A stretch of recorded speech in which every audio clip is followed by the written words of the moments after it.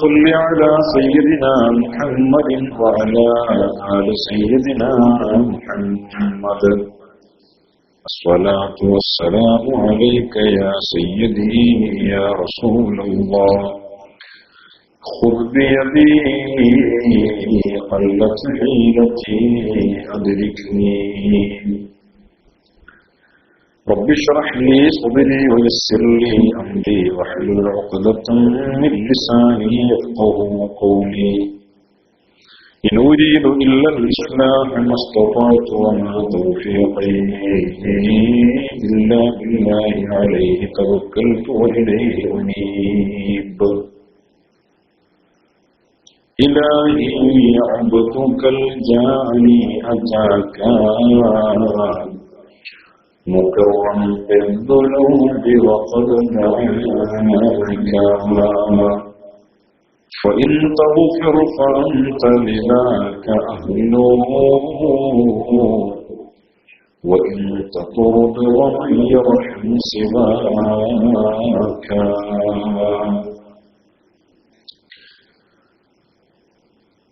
അല്ലാഹു സുബ്ഹാനഹു വ തആല അവന്റെ ഫضല് കൊണ്ട് ഈ മജ്ലിസ് നമ്മിൽ നിന്ന് കബൂൽ ചെയ്യട്ടെ. അവൻ തൃപ്തിപ്പെട്ട ദുആക്ക് ഇജാബത്തുള്ള മജ്ലിസായി അല്ലാഹു അതിനെ സ്വീകരിക്കട്ടെ.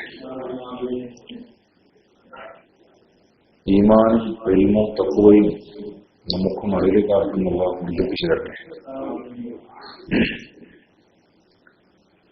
നമ്മുടെയൊക്കെ മുറാദുകളെ അല്ലാഹു ഹാസിലാക്കി തരട്ടെ. പല ആളുകളും പുറം രാജ്യങ്ങളിൽ നിന്ന് വൈലക്സിലൂടെ ഹൈസ്ലാറിലൂടെ നമ്മുടെ ക്ലാസ് ശ്രവിക്കുന്നുണ്ട്. സ്ഥിരമായി ശ്രവിക്കുന്ന ഒരുപാട് ആളുകളുണ്ട്. അല്ലാഹു സുബ്ഹാനഹു വ തആല അവരുടെയും നമ്മുടെയും ഒക്കെ എല്ലാ വിഷമങ്ങളും പ്രയാസങ്ങളും അല്ലാഹു ദൂരീകരിക്കട്ടെ. മുറാദുകളെ അല്ലാഹു ഹാസിലാക്കി തരട്ടെ. ദുനിയാവിലും ആഖിറത്തിലും അല്ലാഹു നമ്മയും അതിലുകാരെയും ഇസ്സത്തിലാക്കട്ടെ.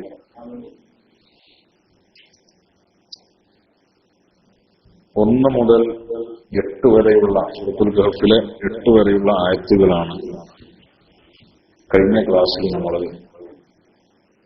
ചെറിയ രീതിയിൽ പഠിക്കാൻ ശ്രമിച്ചത്. ഇന്ന് നമ്മൾ 9 മുതൽ 12 കൂടിയ 12 വരെയുള്ള ആയത്തുകളാണ്. അല്ലാഹു സുബ്ഹാനഹു വ തആല ദീനിന്റെയും ഇൽമിന്റെയും ഖാദിമീങ്ങളിൽ നമ്മെ സ്വീകരിക്കട്ടെ.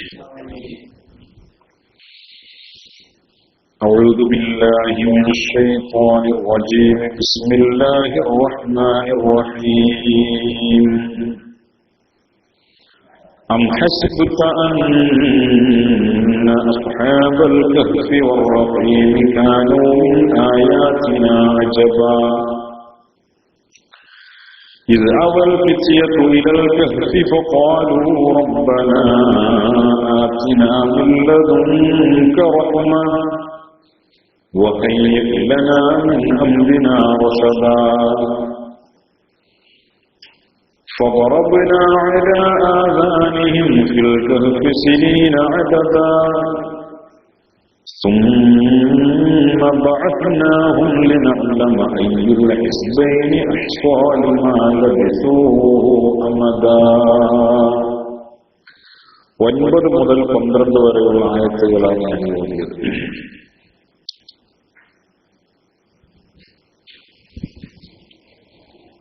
ഞാൻ ആദ്യം ഈ ആയത്തിന്റെ ഒരു മലയാളത്തിലുള്ള പരിഭാഷ പറയാം. മുസഹഫില് ഖുർആന്റെ സോഫ്റ്റ്വെയർ ഉണ്ടെങ്കിൽ അത് ഓപ്പൺ ചെയ്ത് വെക്കുന്നത് നല്ലതാണ്. ഖുർആൻ കയ്യിലുണ്ടെങ്കിൽ അതാണ് നല്ലത്. കാരണം നമ്മൾ ഓതുന്ന സമയത്ത് വെള്ളിയാഴ്ചക്ക് നമ്മൾ ഓതുന്നതല്ലേ. ഓതുന്ന സമയത്ത് ഇതിനെ അറിയാത്ത ആളുകൾക്ക്, അറിയുന്ന ആളുകൾക്കല്ല, അറിയാത്ത ആളുകൾക്ക് ഇതിങ്ങനെ എന്ത് ചെയ്യാം, മനസ്സിൽ കൊണ്ടുവരാൻ കഴിയും ഒരു പരിധി വരെ. അല്ലാഹു തആല തൗഫീഖ് ചെയ്യട്ടെ. أم حسبت أن أصحاب الكهف والرقيم أم حسبت നബിയെ അങ്ങ് കരുതിയോ, അങ്ങ് വിചാരിച്ചുവോ? അന്ന അസ്ഹാബൽ കഹ്ഫി വറഖീം, ഗുഹാവാസികളും റഖീമും കാനൂ മിൻ ആയാതിനാ അജബാ, അവർ നമ്മുടെ ദൃഷ്ടാന്തങ്ങളിൽ വലിയ ദൃഷ്ടാന്തമാണ്, നമ്മുടെ ആയാത്തുകളിൽ വലിയ ഏറ്റവും വലിയ ദൃഷ്ടാന്തമാണ് അവർ എന്ന് നിങ്ങൾ വിചാരിച്ചുവോ? إذ أوى الفتية إلى الكهف فقالوا ربنا آتنا من لدنك رحمة. ആ യുവാക്കൾ ഇത് അവൽ ഫിത്യത്തു ഇലൽ കഹ്ഫ്, ആ യുവാക്കൾ ഗുഹയിലേക്ക് പ്രവേശിച്ചപ്പോൾ ഫഖാലു, ആ യുവാക്കൾ പറഞ്ഞു റബ്ബനാ ആതിനാ മിൻ ലദുൻക റഹ്മ, ഞങ്ങളുടെ രക്ഷിതാവേ നിന്നിൽ നിന്നുള്ള റഹ്മത്തിനെ ഞങ്ങൾക്ക് നീ നൽകണം. വഹയ്യിഅ് ലനാ മിൻ അംരിനാ റശദാ, ഞങ്ങളുടെ കാര്യങ്ങൾ സുഗമമായി നടത്തുവാനുള്ള ചെയ്യാനുള്ള സൗകര്യവും ഞങ്ങൾക്ക് ചെയ്തു തരണം എന്ന് ആ യുവാക്കൾ ഗുഹയിൽ പ്രവേശിച്ച സമയത്ത് പറയുകയുണ്ടായി. فضربنا على آذانهم في الكهف سنين عددا, അവരുടെ കാതുകൾക്ക് മേൽ നാം സീൽ ചെയ്തു എന്ന് പറഞ്ഞാൽ പുറത്തു നിന്നുള്ള ശബ്ദങ്ങൾ കേൾക്കാത്ത രീതിയിൽ വർഷങ്ങളോളം അവരെ നാം ഉറക്കിക്കിടത്തി.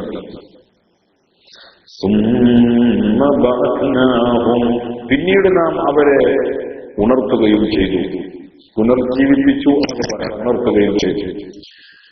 ലിനഅലമ അയ്യുൽ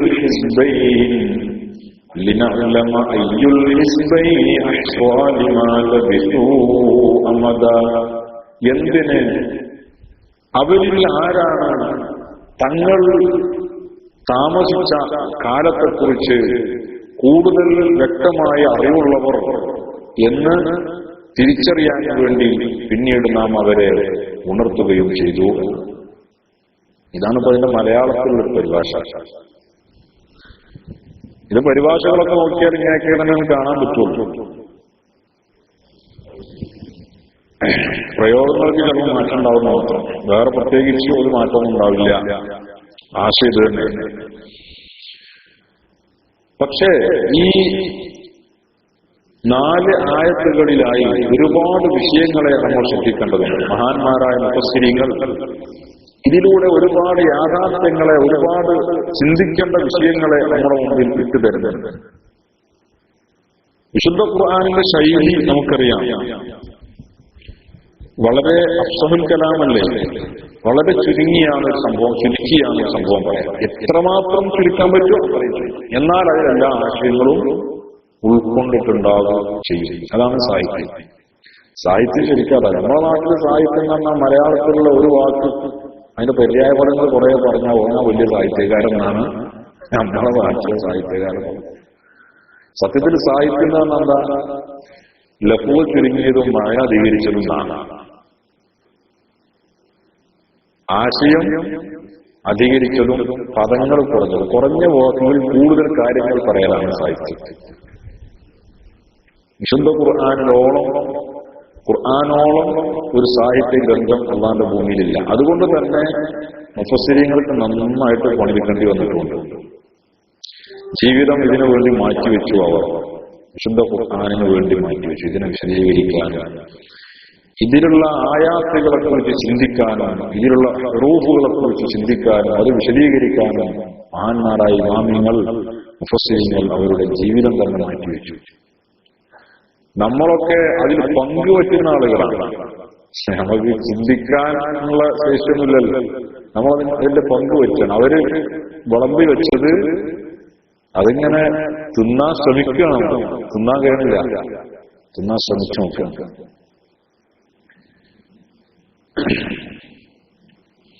അല്ലാഹു സുബ്ഹാനഹു വ തആല നബി സല്ലല്ലാഹു അലൈഹി വസല്ലമ തങ്ങളെ ആശ്വസിപ്പിക്കുകയുണ്ടായി.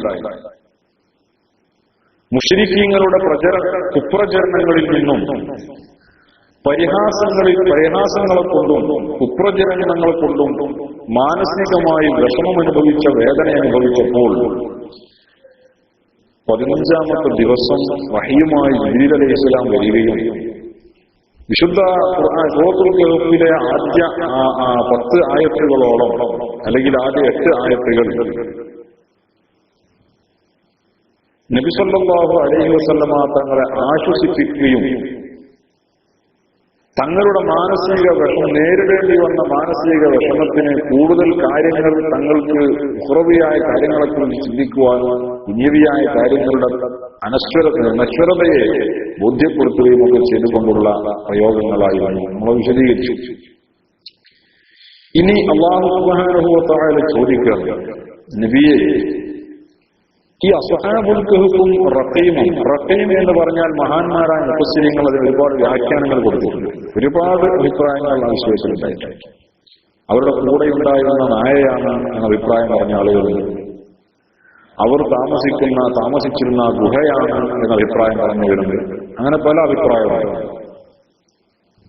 ഏതാവട്ടെ, ഈ ഗുഹാവാസികളും റഖീമും വലിയ ദൃഷ്ടാന്തമാണ്. കാനൂമിൻ ആയാത്തിന അജബ, നമ്മുടെ ആയത്തുകളിൽപ്പെട്ട, നമ്മുടെ ദൃഷ്ടാന്തങ്ങളിൽപ്പെട്ട വലിയ അത്ഭുതമാണ് എന്ന് നിങ്ങൾ വിചാരിച്ചോ എന്നാണ്.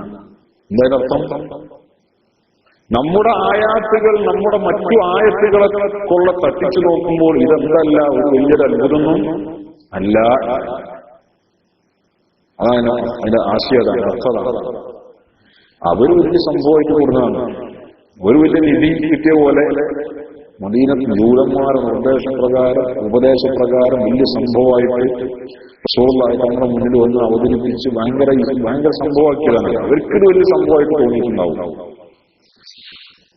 പക്ഷേ അം ഹസിബത അന്ന അസ്ഹാബൽ കഹ്ഫി വറഖീമി കാനൂ മിൻ ആയാതിനാ അജബാ, നബിയെ, ഇത് വലിയ അത്ഭുതമാണ്. അസ്ഹാബുൽ കഹ്ഫിന്റെയും റഖീമിന്റെയും കാര്യം നമ്മുടെ ആയാത്തുകളുടെ കൂട്ടത്തിൽപ്പെട്ട, നമ്മുടെ ദൃഷ്ടാന്തങ്ങളുടെ കൂട്ടത്തിൽപ്പെട്ട വലിയ അത്ഭുതമാണെന്ന് അങ്ങ് കരുതിയോ? എന്നാൽ ഒരിക്കലുമല്ല. ഐലായ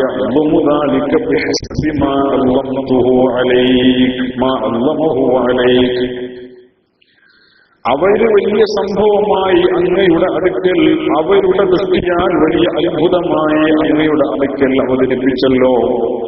ആ രീതിയിലുള്ള വലിയ സംഭവമൊന്നുമല്ല ഇത്.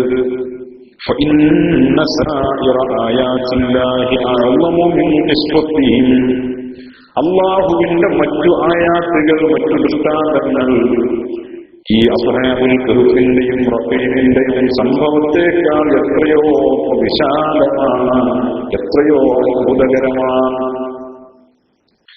ലൈസ അംറുഹും അജീബാ, അസ്ഹാബുൽ കഹ്ഫിന്റെ സംഭവം അത് വലിയ അത്ഭുതമല്ല നബിയെ. അത് വലിയ അത്ഭുതമല്ലാണോ? അത്ഭുതമല്ലാന്നല്ല, തീരെ അത്ഭുതമല്ലാന്നല്ല. അള്ളാഹുവിന്റെ മറ്റു ആയാത്തുകളെക്കുള്ള തട്ടിച്ചു നോക്കുമ്പോൾ, മറ്റു ദൃഷ്ടാന്തങ്ങളെക്കുള്ള ചേർത്ത് നോക്കുമ്പോൾ, അപ്പോൾ അസ്ഹാബുൽ കഹ്ഫിന്റെ വലിയ സംഭവമല്ല എന്നാണ്. മനസ്സിലായോ? അത് വലിയ സംഭവമല്ലാത്തത് കൊണ്ടല്ല, മറ്റുള്ളത് ഇതിനേക്കാൾ വലിയ അത്ഭുതങ്ങളാണല്ലോ. ഫീ ഖുദ്റത്തിനാ വസുൽത്താനിനാ ഫഇന്ന ഖൽഖസ് സമാവാതി വൽ അർളി വഖ്തിലാഫുൽ ലൈലി വന്നഹാർ, ആകാശഭൂമികളുടെ സൃഷ്ടിപ്പ്, സൂര്യന്റെയും ചന്ദ്രന്റെയും സൃഷ്ടിപ്പ്, രാവിന്റെയും പകലുകളുടെയും വ്യത്യാസപ്പെടൽ, മാറിമറിയലുകൾ,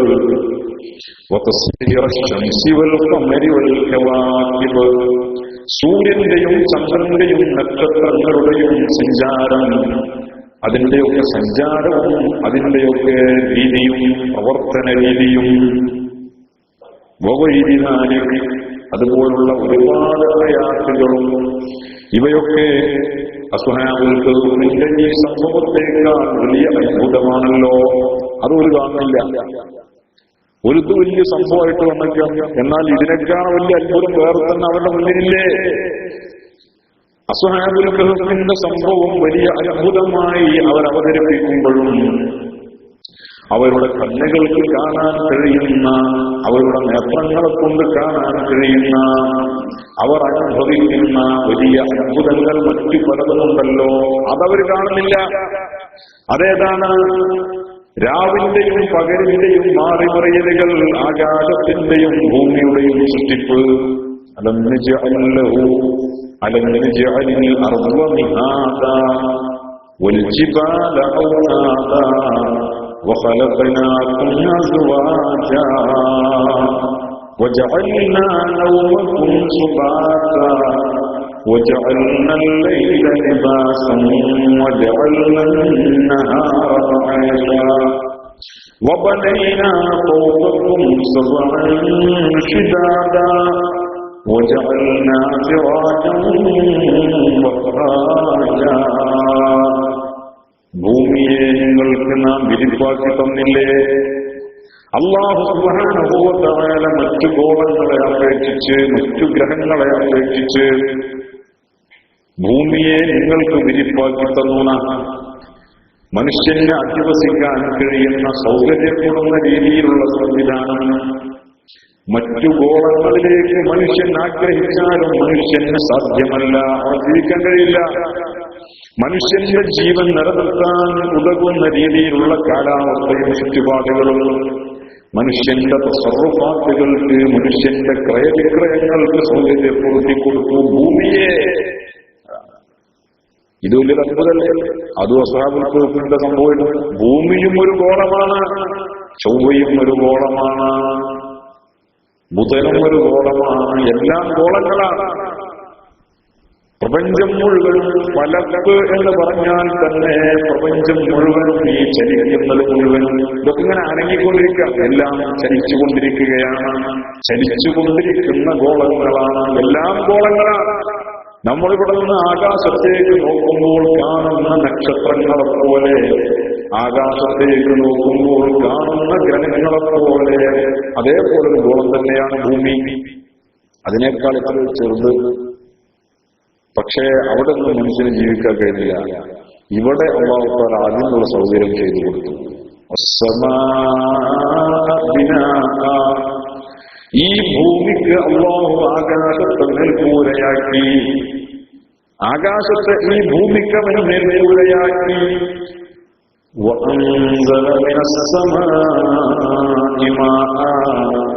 ആ ആകാശത്തിൽ നിന്നും വെള്ളമറക്കുകയും ചെയ്തു അവൻ. ഇതൊക്കെ വലിയ അത്ഭുതമല്ലേ?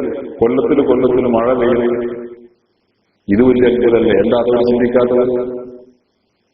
അവരുടെ മുന്നിൽ കാണുന്ന ആകാശവും ഭൂമിയും സൂര്യനും ചന്ദ്രനും അത്ഭുതമല്ലേ? അല്ലാഹുവിന്റെ ആയാത്തുകളിൽ വലിയ ആയാത്തുകളല്ലേ? അതെന്താ അവർ കാണാത്തത്? അവർക്ക് ഇത് വലിയ സംഭവമായിട്ട് തോന്നാൻ, ഇതിൽ വലിയ ആശ്ചര്യം തോന്നാൻ, കണ്ണിൽ കാണുന്നതിന് പലതിനെയും മനഃപൂർവ്വം കണ്ണടച്ച് ഇരുട്ടാക്കുന്നവരാണവർ.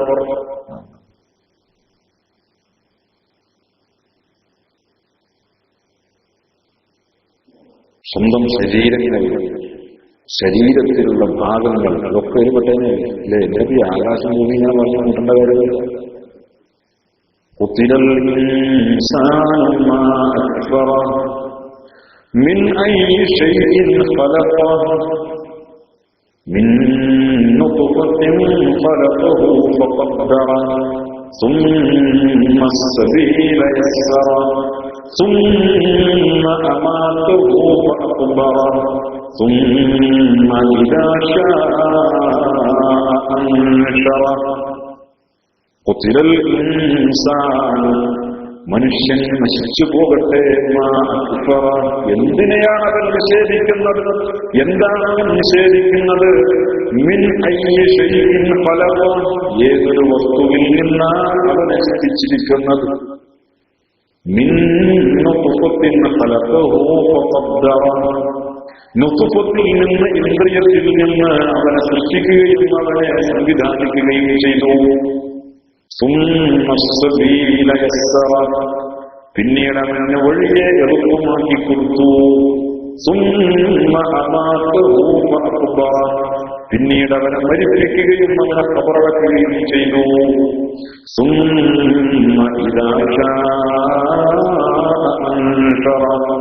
പിന്നീട് അവൻ ഉദ്ദേശിക്കുമ്പോൾ ആ മനുഷ്യനെ അവൻ വീണ്ടും പുനരുയർത്തെഴുന്നേൽപ്പിക്കുകയും ചെയ്യുന്നു. അവനവന്റെ ജീവിതം, അവനവന്റെ വിശ്വാസം, അവനവന്റെ ചലനങ്ങൾ, ഇതൊക്കെ വലിയ അത്ഭുതമല്ലേ? അലം നജ്അൽ ലഹു ഐനൈൻ വലിസാനൻ വശഫതൈൻ വഹദൈനാഹു നജ്ദൈൻ. മനുഷ്യന് അല്ലാഹു പറയാണ്, കണ്ണുകൾ അലഞ്ഞ് ജഅലഹു ഐനൈൻ, രണ്ട് കണ്ണുകൾ അലഞ്ഞ് നാം നൽകിയില്ലേ, വലിസാനൻ വശഫതൈൻ, രണ്ട് ചുണ്ടുകളും നാക്കും അവന് നാം നൽകിയില്ലേ. അതന്നെ വലിയ അത്ഭുതല്ലേ? കണ്ണുകൾ അത്ഭുതല്ലേ? ചുണ്ടുകൾ അത്ഭുതമല്ലേ? നാക്കിന്റെ ചലനത്തിനനുസരിച്ച് അക്ഷരങ്ങൾ പുറത്തേക്ക് വാക്കുകളായി വരുന്നു. നാക്കിന്റെ ചലനത്തിനനുസരിച്ച് അക്ഷരങ്ങൾ മാറി മറിയുന്നു. അത് വാക്കുകളാകുന്നു, അക്ഷരങ്ങൾ വാക്കുകളാകുന്നു. അത് ആശയവിനിമയത്തിനുള്ള ഉപാധിയാകുന്നു. ആ നാക്ക് കൊണ്ട് തന്നെ അവനെ രുചിച്ചു നോക്കുന്നു. ആ നാക്ക് കൊണ്ട് അവർ രുചിച്ചു നോക്കുന്നു. ആ നാക്ക് കൊണ്ട് അവർ സംസാരിക്കുന്നു. സ്വന്തം ഇതൊക്കെ ഒരു അത്ഭുതമാണ്. അതാണ് ഹസിബക അന്ന അസ്ഹാബൽ കഹ്ഫി വറഖീമി കാനൂ മിൻ ആയാതിനാ അജബാ. നബിയെ, അസ്ഹാബുൽ കഹ്ഫും റഖീമും നമ്മുടെ ദൃഷ്ടാന്തങ്ങളിൽപ്പെട്ട വലിയ ദൃഷ്ടാന്തമാണ്, ഏറ്റവും വലിയ ദൃഷ്ടാന്തമാണെന്ന് അങ്ങ് കരുതിയോ? അതിനേക്കാൾ വലിയ ദൃഷ്ടാന്തങ്ങൾ വേറെയില്ലേ? അവരുടെ കണ്ണിൽ കാണുന്ന ദൃഷ്ടാന്തങ്ങൾ, അവർ കേൾക്കുന്ന ദൃഷ്ടാന്തങ്ങൾ, അവർ അനുഭവിക്കുന്ന ദൃഷ്ടാന്തങ്ങൾ.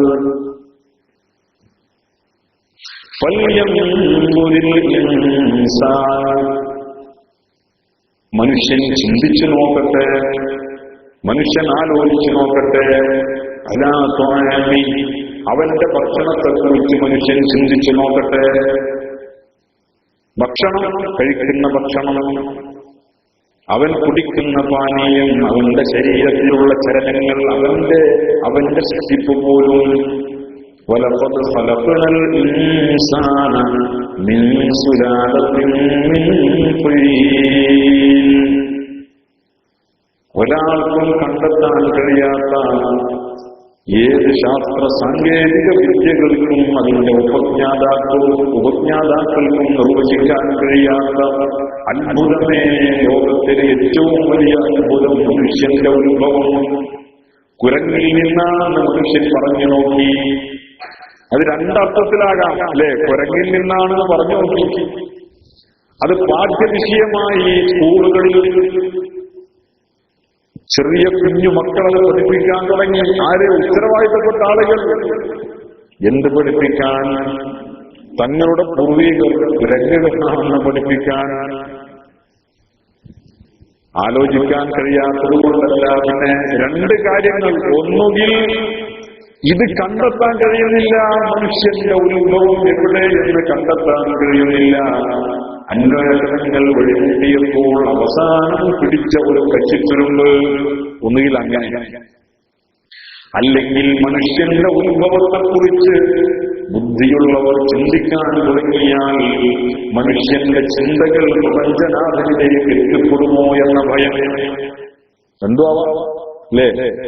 മനുഷ്യന്റെ ഉത്ഭവത്തെക്കുറിച്ച്, മനുഷ്യന്റെ ഉൽപ്പത്തിയെക്കുറിച്ച് മനുഷ്യൻ ചിന്തിച്ചാൽ ഒരു പക്ഷേ പ്രപഞ്ചത്തിന്റെ നാഥനിലേക്ക്, സ്വാലികളിലേക്ക്, അല്ലാഹുവിലേക്ക് മനുഷ്യന്റെ ചിന്തകൾ എത്തിപ്പെട്ടാലോ, ഇസ്ലാമിന് അതുവഴി വളർച്ച കൈവരിക്കാൻ കഴിഞ്ഞാലോ, ആളുകൾ ഇസ്ലാമിലേക്ക് വന്നാലോ, അതിനൊരു തടയിടാൻ വേണ്ടി ഈ രണ്ടാമതൊരു കാരണത്താലാണ് സത്യത്തിൽ ഡാർവിന്റെ ഈ സിദ്ധാന്തം ഇത്രമാത്രം ലോകപ്രസിദ്ധിയാർജിച്ചത്. ഇനി ഡാർവിൻ അങ്ങനെ ഒരു പൊട്ടത്തരം പറഞ്ഞു പോയതാണെങ്കിൽ തന്നെ മനുഷ്യൻ അത് ഏറ്റെടുത്തതിന്റെ പിന്നിൽ നിഗൂഢതകളുണ്ട്. മനുഷ്യൻ അത് ഏറ്റെടുത്തതിന്റെ പിന്നിൽ ഗൂഢലക്ഷ്യങ്ങളുണ്ട്. ചെറിയ കുട്ടികളെ പറഞ്ഞ് പഠിപ്പിക്കാം. എന്നെന്താ ഇപ്പെന്താ കുരങ്ങന്മാർ മുന്നിമാരാവാത്ത? അങ്ങനെ വേണം ആലോചിക്കാല്ലേ. കുരങ്ങിട്ടെന്നാണ് മനുഷ്യന്മാരെന്ന് പറഞ്ഞാൽ ഇപ്പോഴുള്ള കുരങ്ങുകളൊന്നും എന്താ മനുഷ്യന്മാരാവാത്ത? അത് അന്നുണ്ടായിരുന്ന ആ കുരങ്ങിന് മാത്രമേ ഈ പ്രത്യേകതയുള്ളൂ. വെറും പൊട്ടത്തരം. വലിയ വലിയ ബുദ്ധിജീവികളല്ലേ ഇത് പഠിപ്പിക്കുന്നത്. നിങ്ങളൊന്ന് ആലോചിച്ച് നോക്കിയാൽ നമ്മളെ നാടിന്റെ അവസ്ഥ. നമ്മൾ സ്കൂൾ പഠിച്ചതല്ലേ ഇത്? പാഠ്യവിഷയമായിട്ട് പഠിപ്പിച്ചതാണ് ഈ ജാതി പൊട്ടത്തരം. അത് ചോദ്യം ചെയ്യാനുള്ള ബുദ്ധി കൂടിയായിട്ടുള്ള അതിലാണ്. അതരസം. വ്യക്തമായ മറുപടി വിശുദ്ധ ഖുർആനിലല്ലാതെ അള്ളാഹുവിന്റെ കലാമിലേക്ക് വഴി നടക്കുകയല്ലാതെ മനുഷ്യോൽപത്തിയെക്കുറിച്ച് വ്യക്തമായൊരു മറുപടി കണ്ടെത്താൻ ലോകത്തിന് കഴിയില്ല. വലഖദ് ഖലഖനൽ ഇൻസാന മിൻ സുലാലത്തിൻ മിൻ തീൻ. മണ്ണിൽ നിന്നുള്ള ഒരു തരം പശർമയാലുള്ള മണ്ണിൽ നിന്ന് മനുഷ്യനെ നമ്മൾ സൃഷ്ടിക്കുകയാണ്. പശർമയാലുള്ള മണ്ണിൽ നിന്ന് മനുഷ്യനെ നമ്മൾ സൃഷ്ടിച്ചു.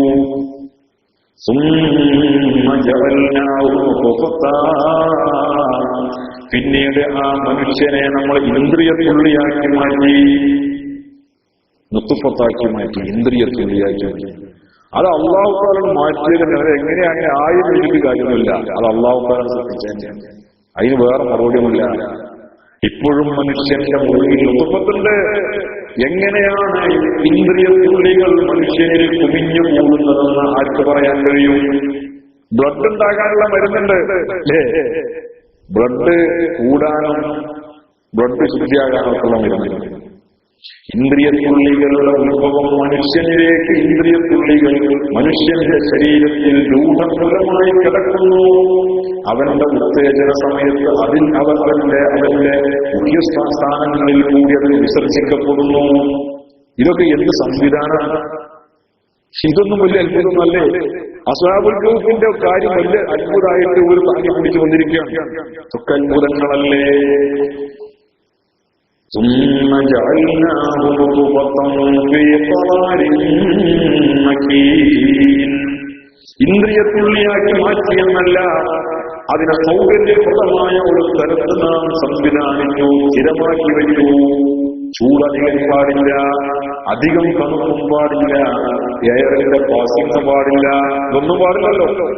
എയർ പാസ് ചെയ്താൽ ഭർത്താവിൽ നിന്ന് ഭാര്യയിലേക്ക് വിസർജിക്കപ്പെടുന്ന മനുഷ്യന്റെ ഇന്ദ്രിയത്തുള്ളിൽ എയറിന്റെ സ്പർശനമുണ്ടായാൽ, കാറ്റിന്റെ സ്പർശനമുണ്ടായാൽ അത് നിർവീര്യമാണ്. ഇതിനും അതൊന്നില്ല, പ്രസക്തിയില്ല.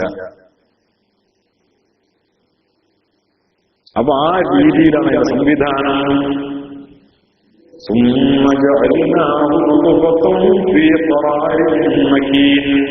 സൗകര്യപ്രദമായ സ്ഥലത്ത് നാം അതിനെ സ്ഥിരമാക്കി വെച്ചു, സംവിധാനിച്ചു, സൗകര്യപ്പെടുത്തി കൊടുത്തു.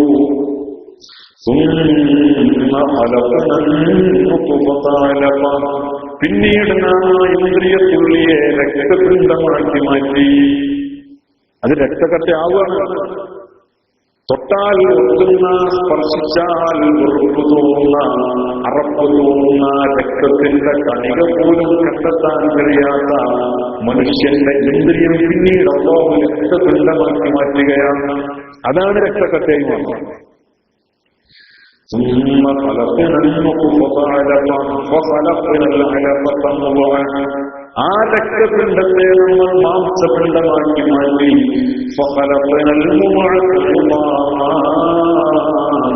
ആ മാംസപിണ്ഡത്തെ നമ്മൾ അസ്ഥിപഞ്ചമാക്കി മാറ്റി.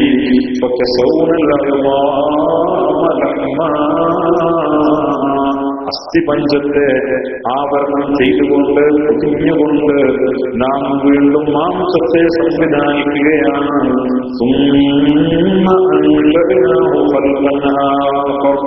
മറ്റൊരു ജീവിയായി പിതാവിന്റെ മുറുകിൽ നിന്നും നുത്തുഫത്തായി തെറിച്ചു വീണതിനെ ഒരു മനുഷ്യരൂപമാക്കി, ഒരു പ്രത്യേക ജീവിയാക്കി. നാം അതിനെ വളർത്തിക്കൊണ്ടുവന്നു. ഇത് അത്ഭുതമല്ലേ?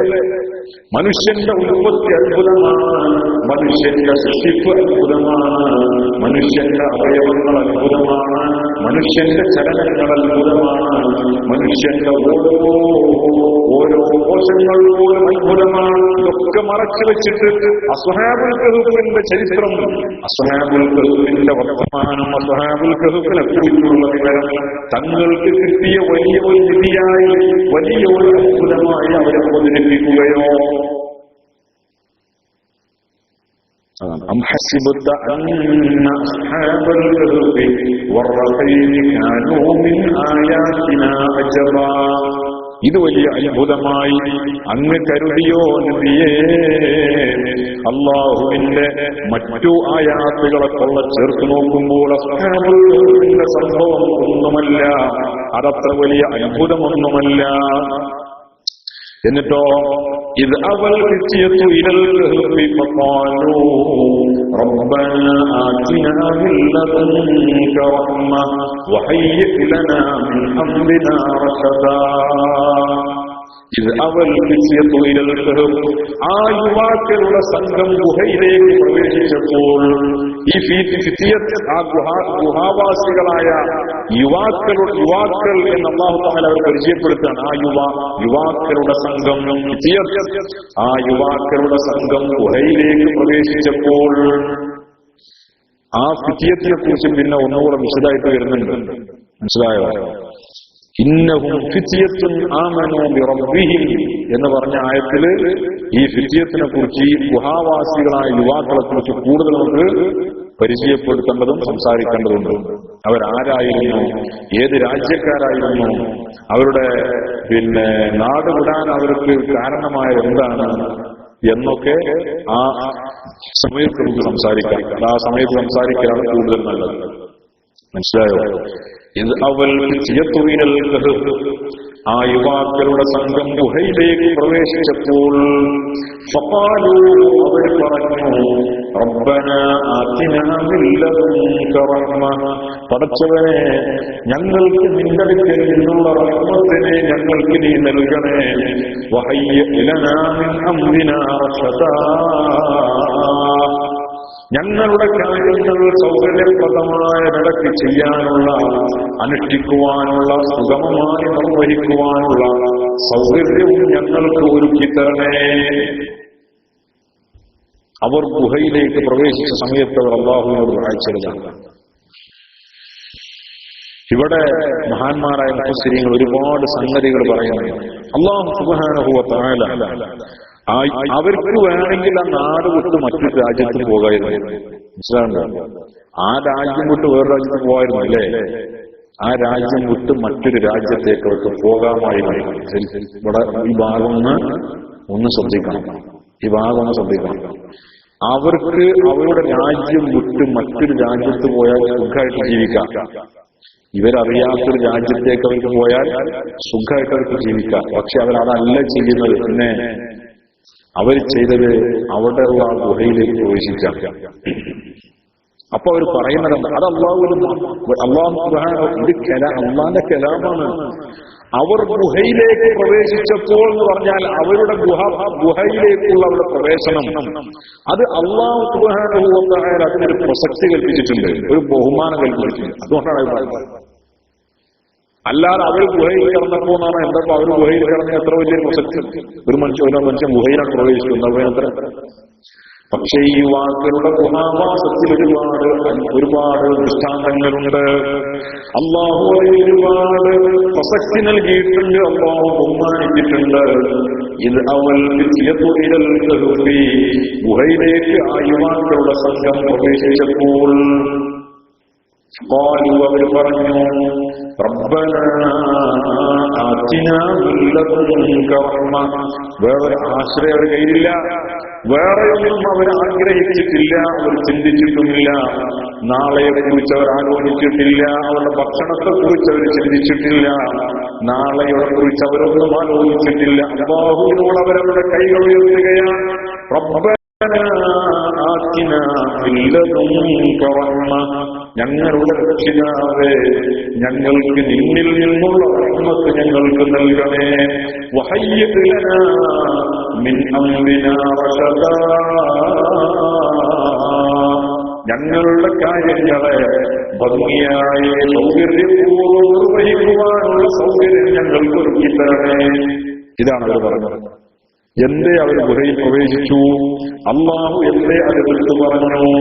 നാട്ടിൽ കുഴപ്പമുണ്ടായപ്പോൾ ബഹുദൈവ വിശ്വാസികളായ നിധികൾ കൂമ്പാരമാക്കി വെച്ച സ്വർണം കൂമ്പാരമാക്കി വെച്ച സ്വർണത്തിന്റെ നിധികളെ കൂമ്പാരമാക്കി വെച്ച ഒരു ധനിക രാജ്യത്തിലെ രാജാവും ആ രാജാവിന്റെ ചിങ്കിടികളും ബഹുദൈവ വിശ്വാസത്തിലേക്ക് പോയപ്പോൾ, ബഹുദൈവ വിശ്വാസികളായി മാറിയപ്പോൾ, റബ്ബിന്റെ അനുഗ്രഹങ്ങൾ മറന്ന് അല്ലാഹുവിന്റെ നിഅമത്തിനെ മറന്ന് അല്ലാഹു അല്ലാത്ത കൃത്രിമമായ മറ്റു ദൈവങ്ങളെ ഭയപ്പെടുകയും ആരാധിക്കുകയും ചെയ്തപ്പോൾ, ഏകനായ അല്ലാഹുവിൽ വിശ്വസിക്കുകയും അല്ലാഹുവിനെ തിരിച്ചറിയുകയും ചെയ്ത ഒരു സംഘം യുവാക്കൾ, ആ യുവാക്കൾ ആ നാട്ടിൽ നിന്നും പിരിഞ്ഞു പോരുകയാണ്.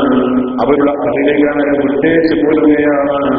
അവരുടെ സ്വത്തും അവരുടെ അഖിലകാരെയും അവരുടെ ഭാവിയും അവരുടെ എല്ലാം ഉപേക്ഷിച്ചുകൊണ്ട് അല്ലാഹുവിന്റെ മാർഗത്തിനായി അവർ ഇറങ്ങിത്തിരിക്കുകയാണ്. അതാണ് അവരുടെ പ്രത്യേകത. മനസ്സിലായോ? ഫീസബീലില്ലായിട്ട് ഇറങ്ങി. അതാണ് അവർക്ക് അല്ലാഹു കൊടുത്ത മഹത്വം. അതാണ് അല്ലാഹു അവരുടെ ഗുഹാപ്രവേശനത്തെ വർണ്ണിച്ചു പറയാൻ കാരണം. ഇത് അമ്പിയാക്കളുടെ ചര്യയാണ്, ഔലിയാക്കളുടെ സുന്നത്താണ്, അമ്പിയാക്കളുടെ ചര്യയാണ്. അല്ലേ?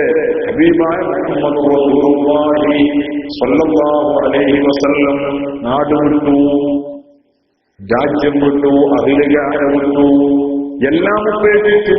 താൻ ജീവിച്ചു വളർന്നു വന്ന തന്റെ പ്രിയപ്പെട്ട മക്കയെ നിറക്കണ്ണുകളോടെ അല്ലെങ്കിൽ ഹൃദയത്തിൽ വേദനയോടെ റസൂലുള്ളാഹി തന്റെ യാത്ര ചോദിച്ചു.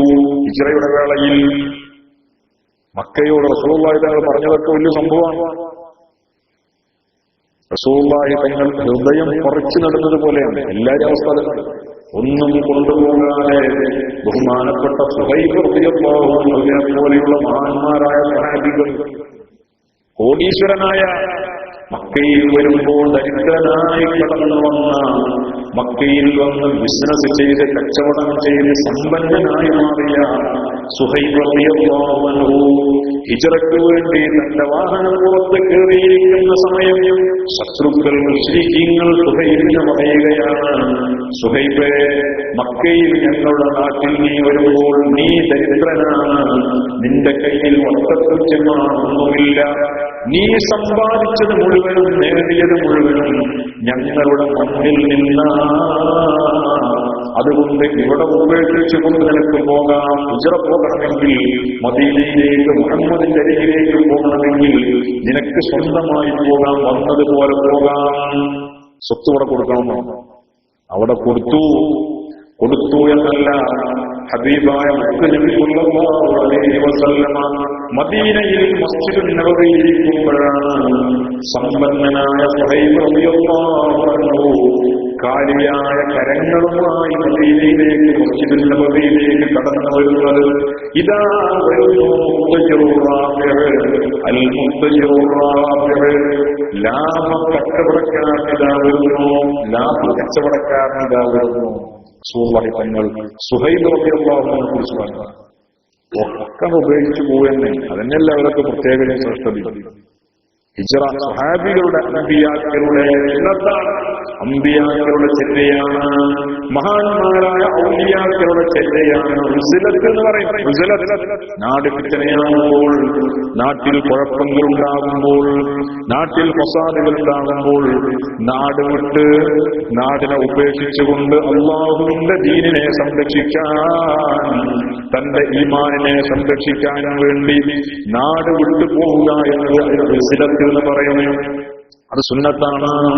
ഹബീബായ നബി സല്ലല്ലാഹു അലൈഹി വസല്ലമ തങ്ങൾ പറഞ്ഞു, യഅതി അലന്നാസി സമാൻ, മനുഷ്യർക്കൊരു കാലം വരാനുണ്ട്, ലാ യസ്ലമു ലിദീ ദീനിൻ ദീനഹു ഇല്ലാ മൻ ഫറ ബിദീനിഹി മിൻ ഷാഹിഖിൻ ഇലാ ഷാഹിഖ്.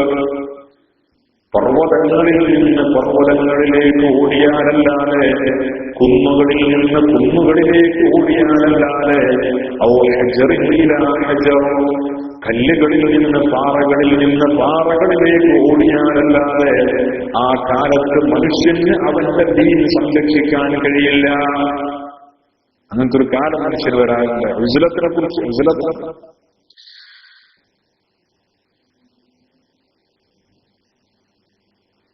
فإذا كان ذلك لم تنل المعيشة إلا بمعصية الله. ആ കാലത്തിൽ ഒരു പ്രത്യേക റസൂൽ പറയാണ്, ആ കാലം വന്നാൽ മനുഷ്യന് ദോഷം ചെയ്തിട്ടല്ലാതെ മഹീഷത്ത് കഴിഞ്ഞു പോവുകയില്ല. പലിശ കൊണ്ടല്ലാതെ ബിസിനസ് ചെയ്യാൻ കഴിയില്ല, പലിശ കൊണ്ടല്ലാതെ കച്ചവടം തുടങ്ങാൻ കഴിയില്ല, പലിശ കൊണ്ടല്ലാതെ ഭവന നിർമ്മാണം കഴിയില്ല, പലിശ കൊണ്ടല്ലാതെ ജോലി നേടാൻ കഴിയില്ല, പലിശയുമായി ബന്ധപ്പെടാതെ മനുഷ്യന്റെ ഒരു നേരത്തെ ഉപജീവനം പോലും സാധ്യമല്ല. മനുഷ്യത്ത് എന്തുവാകാം, പലിശയിൽ പെട്ടെന്നാവും അല്ലേ? ഒരു വണ്ടി എടുക്കണമെങ്കിൽ നിർബന്ധം കൂടുതൽ കാശ് ഉണ്ടെങ്കിൽ വലിയ ഇടങ്ങേറുകൾ. കാശ് കയ്യിലുള്ളവനും ബാങ്കിനെ ആശ്രയിക്കാതെ ഒരു ഊരുണ്ടാക്കാനോ വണ്ടി വാങ്ങാനോ പറ്റാത്ത അവസ്ഥ അല്ലേ? അതാണ് അവസ്ഥ. പലിശ മനുഷ്യനങ്ങനെ ചുറ്റിപ്പറ്റി നമ്മൾ അങ്ങോട്ട് ചെന്നില്ലെങ്കിൽ ഇങ്ങോട്ട് വരുന്ന ഒരു കരിമൂക്കനെ പോലെ നമ്മളങ്ങനെ വലയം വിശ്വസിക്കുന്നു. അതന്നെ, മഴസിയത്ത് കൊണ്ടല്ലാതെ മനുഷ്യന്റെ മഴീശത്ത് കഴിയില്ല. സുഹൃത്തിനെ പറ്റിക്കാതെ ബിസിനസ്സിൽ വളരാൻ കഴിയില്ല,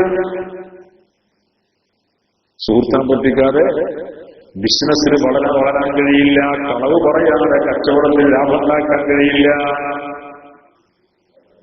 കളവ് പറയാതെ കച്ചവടത്തിൽ ലാഭം ഉണ്ടാക്കാൻ കഴിയില്ല. ഹക്കും ബാത്തിലും മനുഷ്യനൊരു വിഷയം തന്നല്ലാതെയാവുക. അതാണ് ഹബീബായ റസൂലുള്ളാഹി തങ്ങൾ പറഞ്ഞത്, ഫഇദാ കാന ദാലിക ലം തനലിൽ മഅീശത്തു ഇല്ലാ ബിമഅസിയത്തില്ലാഹ്. അല്ലാഹുവിനോട് ദോഷം ചെയ്യാതെ ഒരു മനുഷ്യന് ജീവിക്കാൻ കഴിയാത്ത കാലഘട്ടമായിരിക്കും അത്. അതാണ് റിസ്ലത്തിന്റെ കാലം, മല കയറേണ്ട കാലം.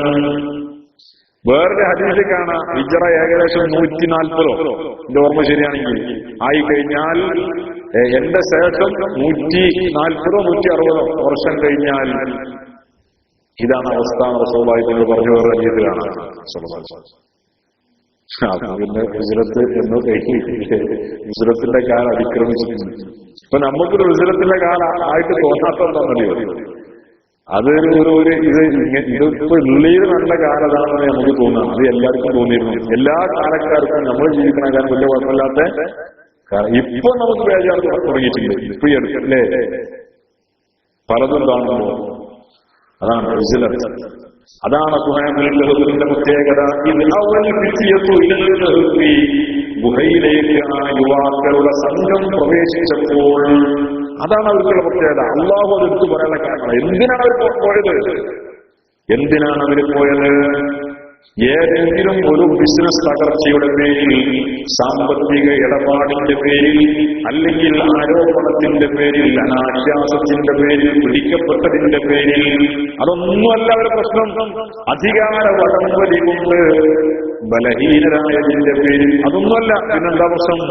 ലാ ഇലാഹ ഇല്ലല്ലാഹ്. ഇത് പറയണം.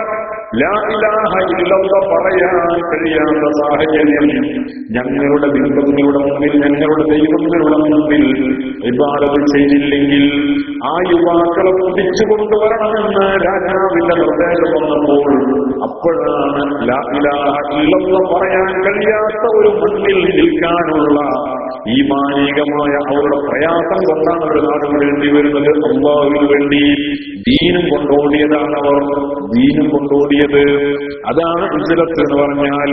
ഹിജ്റത്തിന്റെ കാലം എന്ന് പറഞ്ഞാൽ അതാണ് അല്ലാഹുവിന്റെ ദീന് സംരക്ഷിക്കാൻ കഴിയാത്ത കാലഘട്ടം. എങ്ങനെ കണ്ണാക്കിയാലും കണ്ണ് ഹറാമക്ക് പോകും. ഹറാമിലേക്ക് കണ്ണ് പോയിട്ടില്ലെങ്കിലും ഹറാമ് കണ്ണിന്റെ മുന്നിൽ ഇങ്ങോട്ട് അല്ലേ? ആലോചിച്ച് കണ്ണ് ഹറാമിലേക്ക് അങ്ങോട്ട് പോകണ്ട, പിന്നെ ഹറാമൊക്കെ കണ്ണിന്റെ മുന്നിൽ ഇങ്ങോട്ട് വരില്ലേ? റൂമിൽ മനുഷ്യന്റെ സ്വകാര്യതകളിൽ, ഏകാന്തതകളിൽ അല്ലാഹുവിനെ കുറിച്ചും മരണത്തെക്കുറിച്ചും മനുഷ്യൻ ഓർത്തിരുന്നു, ഓർക്കാൻ അവസരമുണ്ടായിരുന്നു. ആൾക്കൂട്ടത്തിലായിരിക്കുമ്പോൾ, മനുഷ്യൻ ജനമധ്യത്തിലായിരിക്കുമ്പോൾ പല അധർമ്മങ്ങളും സംഭവിച്ചാലും തന്റെ വീട്ടിൽ കിടപ്പറയിൽ ഏകനായി നിദ്രയ്ക്കു വേണ്ടി കിടക്കുന്ന സമയം കൂരിരുളിൽ കണ്ണ് തുറന്ന് കിടക്കുമ്പോഴെങ്കിലും പടച്ചവനെ, എന്റെ ഈ പോക്ക് എത്രമാത്രം ശരിയാണ്, ഞാൻ ചെയ്തത് ധർമ്മമോ അധർമ്മമോ, എന്റെ കാലം എത്രയാ, ഇത് തിരിച്ചറിയാനും ചിന്തിക്കാനും മനുഷ്യൻ അവസരമുണ്ടായിരുന്നു അടുത്ത കാലം വരെ. ഇന്ന് ഏകാന്തത മനുഷ്യനെ കൂടുതൽ ക്രിമിനലാക്കുകയാണ്, ഏകാന്തത മനുഷ്യനെ കൂടുതൽ നശിപ്പിക്കുകയാണ്. ഏകാന്തതയെ മനുഷ്യൻ ഇഷ്ടപ്പെടുന്നത് തന്നെ ജനമധ്യത്തിൽ ഇരിക്കുന്നതിനേക്കാൾ പലരും സ്വാതന്ത്ര്യം ഏകാന്തതയിലുള്ളത് കൊണ്ടാണ്. കയ്യിലെങ്ങനെ ഒരു ലോകം മുഴുവന്റെ കയ്യിലാണ്, നെറ്റ് ലോകം മുഴുവന്റെ കയ്യിലാണ്. അതിലിങ്ങനെ ആരും ഭയപ്പെടുന്നതില്ല, ആരും പേടിക്കാറില്ല. അതിലിങ്ങനെ ഇറങ്ങിക്കഴിഞ്ഞാൽ പിന്നെ നേരമില്ല, കാലമില്ല, മരണമില്ല, മൗത്തില്ല, ഇസ്രായേലില്ല, പുറത്തുണ്ട്. പിന്നെ അവനങ്ങനെ മുഴുകയാണ്, അങ്ങനെ അതിൽ ഉറങ്ങിപ്പോവുകയാണ്.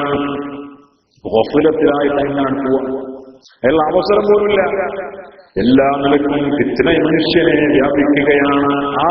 ആ സമയം തന്നെയാണത് ഉസ്ലത്ത് എന്ന് പറഞ്ഞാൽ. ഹബീബായ റസൂലുള്ളാഹി തങ്ങളുടെ മറ്റൊരു ഹദീസ്, ബഹുമാനപ്പെട്ട ഹസൻ റളിയല്ലാഹു അൻഹു ഉദ്ധരിക്കപ്പെട്ട ഹദീസ്, നബി സല്ലല്ലാഹു അലൈഹി വസല്ലം പറഞ്ഞു, യഅതി അലന്നാസി സമാൻ, മനുഷ്യനൊരു കാലം വരാനുണ്ട്, ലാ യസ്ലമു ലിദീ ദീനിൻ ദീനഹു ഇല്ലാ മൻ നേരത്തെ പറഞ്ഞല്ലോ, കുന്നുകളിൽ നിന്ന് കുന്നുകളിലേക്ക് ദീനുമായി അവൻ ഓടിയാലല്ലാതെ ദീനിനെ കൈവെടുത്ത് സംരക്ഷിക്കാൻ കഴിയാത്ത കാലഘട്ടമായിരിക്കും. ഹബീബായ റസൂലുള്ളാഹി തങ്ങൾ ഇത് പറഞ്ഞപ്പോൾ മഹാന്മാരായ സ്വഹാബികൾ പറഞ്ഞു, യാ റസൂലല്ലാഹ്, മുത്തുനബിയെ, ഉസ്ലത്ത് എങ്ങനെയാണ് ഞങ്ങൾക്ക് ഹലാലാവുക? വിവാഹം കഴിക്കാനും അങ്ങ് തന്നെയല്ലേ ഞങ്ങളോട് കൽപ്പിച്ചത്? നമ്മളെ മനസ്സിലായില്ല. നമ്മളെ സംശയം ഏകാന്തവാസം എന്നാണ് ഉസ്ലത്തിന്റെ മകനാണ്. ഉസ്ലത്ത് എങ്ങനെയാണ് നബിയെ ഞങ്ങൾക്ക് അനുവദനീയമാവുക? വിവാഹം കഴിക്കാനും അങ്ങ് തന്നെയല്ലേ ഞങ്ങളോട് കൽപ്പിച്ചത്? റസൂലുള്ളാഹി തങ്ങൾ പറഞ്ഞ മറുപടി, നമ്മുടെ മനസ്സിലുള്ള ആശങ്കകൾക്കുള്ള മറുപടി. ഞാൻ എങ്ങനെ ഉസ്ലത്ത് എങ്ങനെ, എനിക്കെങ്ങനെ ഉസ്ലത്ത് ശരിയാവുക? എന്റെ കെട്ടിയോളെ ഞാനെന്ത് ചെയ്യും, എന്റെ കുട്ടിയോളെ ഞാനെന്ത് ചെയ്യൂലേ? ഇതാണ് ഇതിനുള്ള മറുപടി. ഹബീബായ റസൂലുള്ളാഹി തങ്ങൾ പറയണം, അതിനെയാണ് മനുഷ്യനെ പ്രയാസപ്പെടുത്തുന്നത്. ഇതാക്കാലിക്ക, ആ സാഹചര്യം വന്നാൽ, ഉസ്ലത്തിന്റെ സാഹചര്യം വന്നാൽ, കാലം ഫിത്നയായാൽ, കാന ഫസാദുർ റജുലി അലാ യദൈ അബവൈഹി, ഒരു മനുഷ്യന്റെ ഏറ്റവും വലിയ ഫസാദ് അവന്റെ മാതാപിതാക്കളുടെ കരങ്ങളാലാണ്. ഒരു മനുഷ്യൻ നശിക്കുന്നത്, അവൻ നശിക്കാനുള്ള കാരണക്കാരാകുന്നത് അവന്റെ മാതാപിതാക്കളായിരിക്കും. ബാപ്പി ഉമ്മയാണ് കുട്ടികളെ നശിപ്പിക്കുക. കുല്ലു മൗലൂദിൻ യൂലദു അലൽ ഫിത്ര ഫഅബവാഹു യുഹവ്വിദാനിഹി വയുനസ്സിറാനിഹി വയുമജ്ജിസാനിഹി. എല്ലാ കുട്ടികളും ഏതവസ്ഥക്കും പര്യാപ്തമായ രീതിയിലാണ്. നന്നാക്കിയാൽ നന്നാവും, പടക്കാക്കിയാൽ പടക്കാവും. ഏത് കുട്ടിയും പക്ഷേ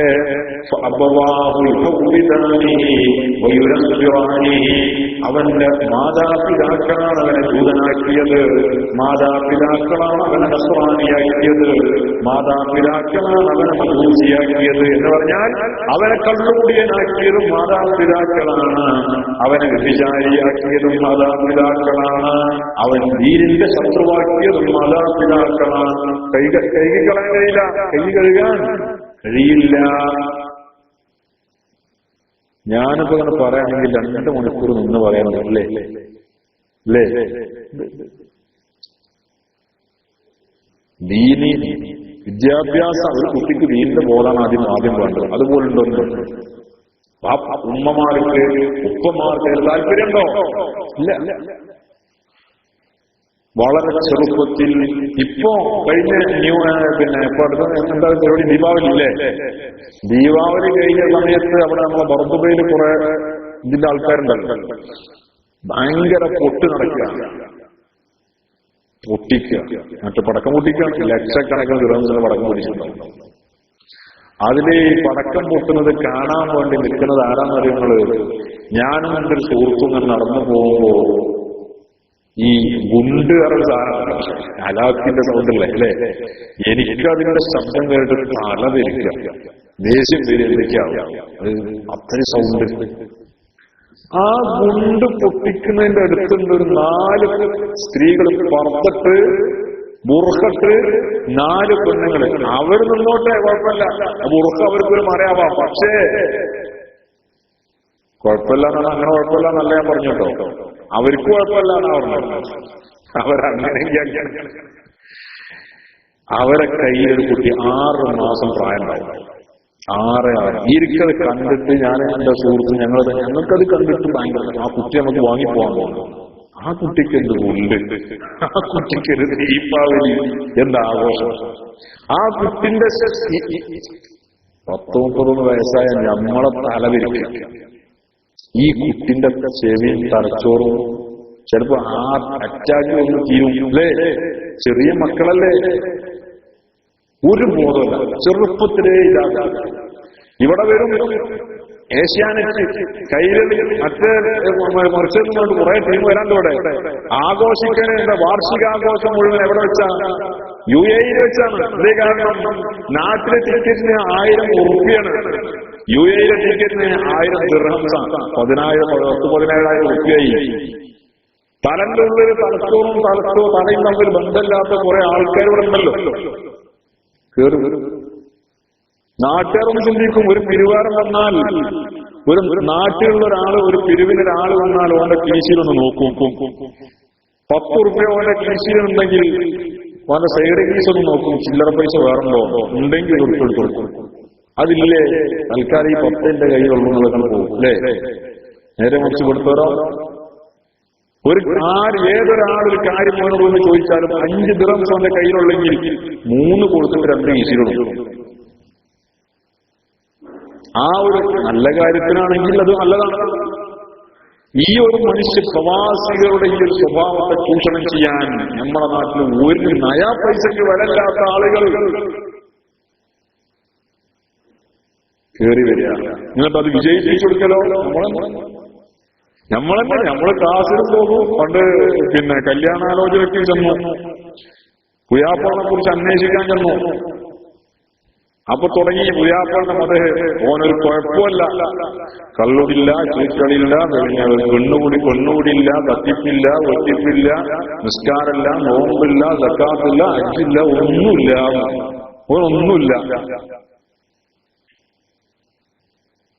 ആ കൗമ നമ്മുടെ കൗമ. എല്ലാ പരിപാടിയും വിജയിപ്പിക്കാണ്, ക്ലാസ് വിജയിപ്പിക്കാനും ഓളും പോകും, ഓനും പോകും. ഗാനമേള വിജയിപ്പിക്കാനും ഓനും പോകും. എല്ലാം വിജയിപ്പിക്കുന്നവരുന്നു.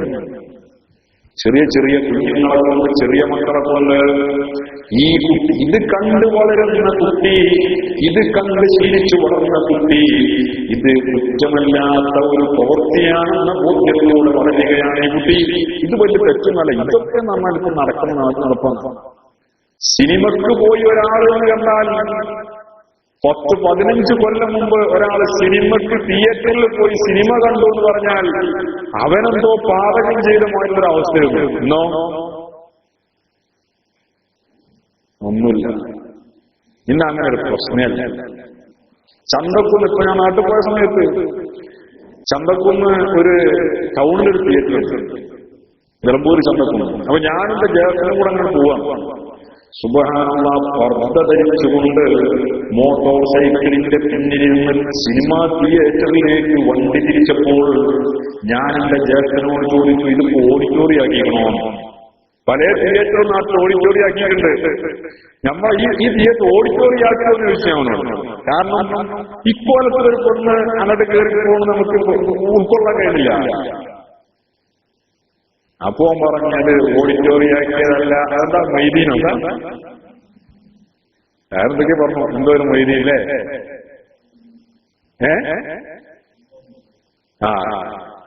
ഏതോ ഒരു മൊയ്തീന്റെ കഥയാണത്രേ. അത് കാണാനാണല്ലോ. കൗമിന്റെ അവസ്ഥയാണത്. മക്കളെയും കൈ പിടിച്ചാൽ പോവുക. കുട്ടികൾക്കൊരു വിഷയമില്ലാതായി ഇത് വലിയ ഗൗരവമാണ് മക്കൾക്ക് തോന്നി. സുഹൃത്തുക്കളുമായി വാപ്പ വീട്ടിന്റെ ഉള്ളിൽ നിന്ന് കമ്പനി കൂടുന്നത് കണ്ടു വളരുകയാണ് കുഞ്ഞ്. ഈ കുട്ടി പിന്നെ മധ്യരാജനമായതിൽ ഈ കുട്ടിയെ കുറ്റപ്പെടുത്തിയിട്ട് കാര്യമില്ല. അതാ റസൂലുള്ളാഹി തങ്ങൾ പറഞ്ഞത്, ആ കാലഘട്ടം വന്നാൽ റുസുലത്തിന് പറ്റിയ കാലം വിതനയാകുന്ന ആ സമയം എന്ന് പറഞ്ഞാൽ ഇതാ കാനദാലിക കാന ഫസാദുൽ അലാ യദൈ അബവൈ. ഒരു മനുഷ്യന്റെ ഏറ്റവും വലിയ ഫസാദ് എന്ന് പറഞ്ഞാൽ അവന്റെ മാതാപിതാക്കളുടെ കൈ കൊണ്ട് തന്നെയായിരിക്കും. ദീനിന്റെ ബോധം കുട്ടികൾക്ക് കൊടുക്കണമെന്ന ചിന്ത ഉമ്മമാർക്കില്ല. ഉപ്പമാർ അതിനകത്തെ കാലം വീക്കെൻഡ് ക്ലാസ്സിൽ വിടും കുട്ടിനെ. വീക്കെൻഡ് ക്ലാസ്, നമ്മൾ വീക്കെൻഡ് ക്ലാസ് തുടങ്ങാൻ നിർബന്ധിതരാണ്. കാരണം എന്താ, നമ്മൾ വീക്കെൻഡ് ക്ലാസ് തുടങ്ങിയില്ലെങ്കിൽ വീക്കെൻഡ് ക്ലാസിന്റെ പേരിൽ ഈ കുട്ടികളെ പല ദിവസം പിടിക്കാൻ കുട്ടികൾ അപ്പുറമുണ്ട്. ഈ കുട്ടി എന്നാലെങ്കിലും നന്നാവട്ടെ എന്ന് എഴുതി പിന്നാലെ തുളിച്ച് നടക്കണം. പോണ വഴിക്ക് അല്ല, തുളിക്കണ വഴിക്ക് പോണില്ലെങ്കിൽ പോണ വഴിക്ക് തെളിക്കാന്നൊരു പറച്ചിലുണ്ട്. അതാണ് അത് മതി. എന്റെ കുട്ടിക്ക് പോലും മതി. വീക്കിന്റെ അവസ്ഥയ്ക്ക് നമുക്കറിയാം. ദിവസം വരുന്ന കുട്ടികളെ ഇതാക്കാൻ അടങ്ങാൻ നമുക്കറിയില്ലേ? അത് മതി. അത് പത്രക്ക് മതി എന്നൊരു തോന്നലാണ്. നമ്മൾ അങ്ങനെയൊക്കെയാണ്. ഇവിടെ നാട്ടിൽ ഇംഗ്ലീഷ് മീഡിയാണ്. ബഹിരാകാശത്തേക്ക് പോണ മാതിരിയാണ് മദ്രസയിൽ കുട്ടി വരിക. 1ാം ക്ലാസ്സിലെ കുട്ടി മദ്രസയിലെ ബുക്കല്ല. അതാണ് ഇടത്താവളാണ് മദ്രസ. പോണ വൈക്കുള്ള ഇടത്താവളം. ഈ കുട്ടികൾക്ക് എന്താ ദീന് ഒന്നും അറിയില്ല. ഫാത്തിഹ അതൊക്കെ അത്തഹിയ്യാത്ത് ഓതാൻ പോലും അറിയാത്ത കുട്ടികളിലെ യുവാക്കളുടെ കൂട്ടത്തിൽ, വളർന്നു വന്ന കുട്ടികളുടെ കൂട്ടത്തിൽ ആരാവിന്റെ കുട്ടികൾ ഒക്കെ തന്നെന്ന് വേറെ ആരും. അതിന് ഈ കുട്ടികൾ പിന്നെ നാളെ ദീനിന്റെ ശത്രുക്കളാവൂലേ? ഇവർക്കൊന്ന് ശരിയാക്കിയത് ദീന്. നമുക്ക് ഭൗതിക വിദ്യാഭ്യാസം മതി. ഇന്ന് നമുക്ക് എല്ലാം വായുന്ന സമ്മേളനം. അതാണ് ആ കാലത്ത് മാതാപിതാക്കളുടെ കൈകൊണ്ട് തന്നെയാണ് ആ മനുഷ്യരുടെ ഏറ്റവും വലിയ ഫസാദ്.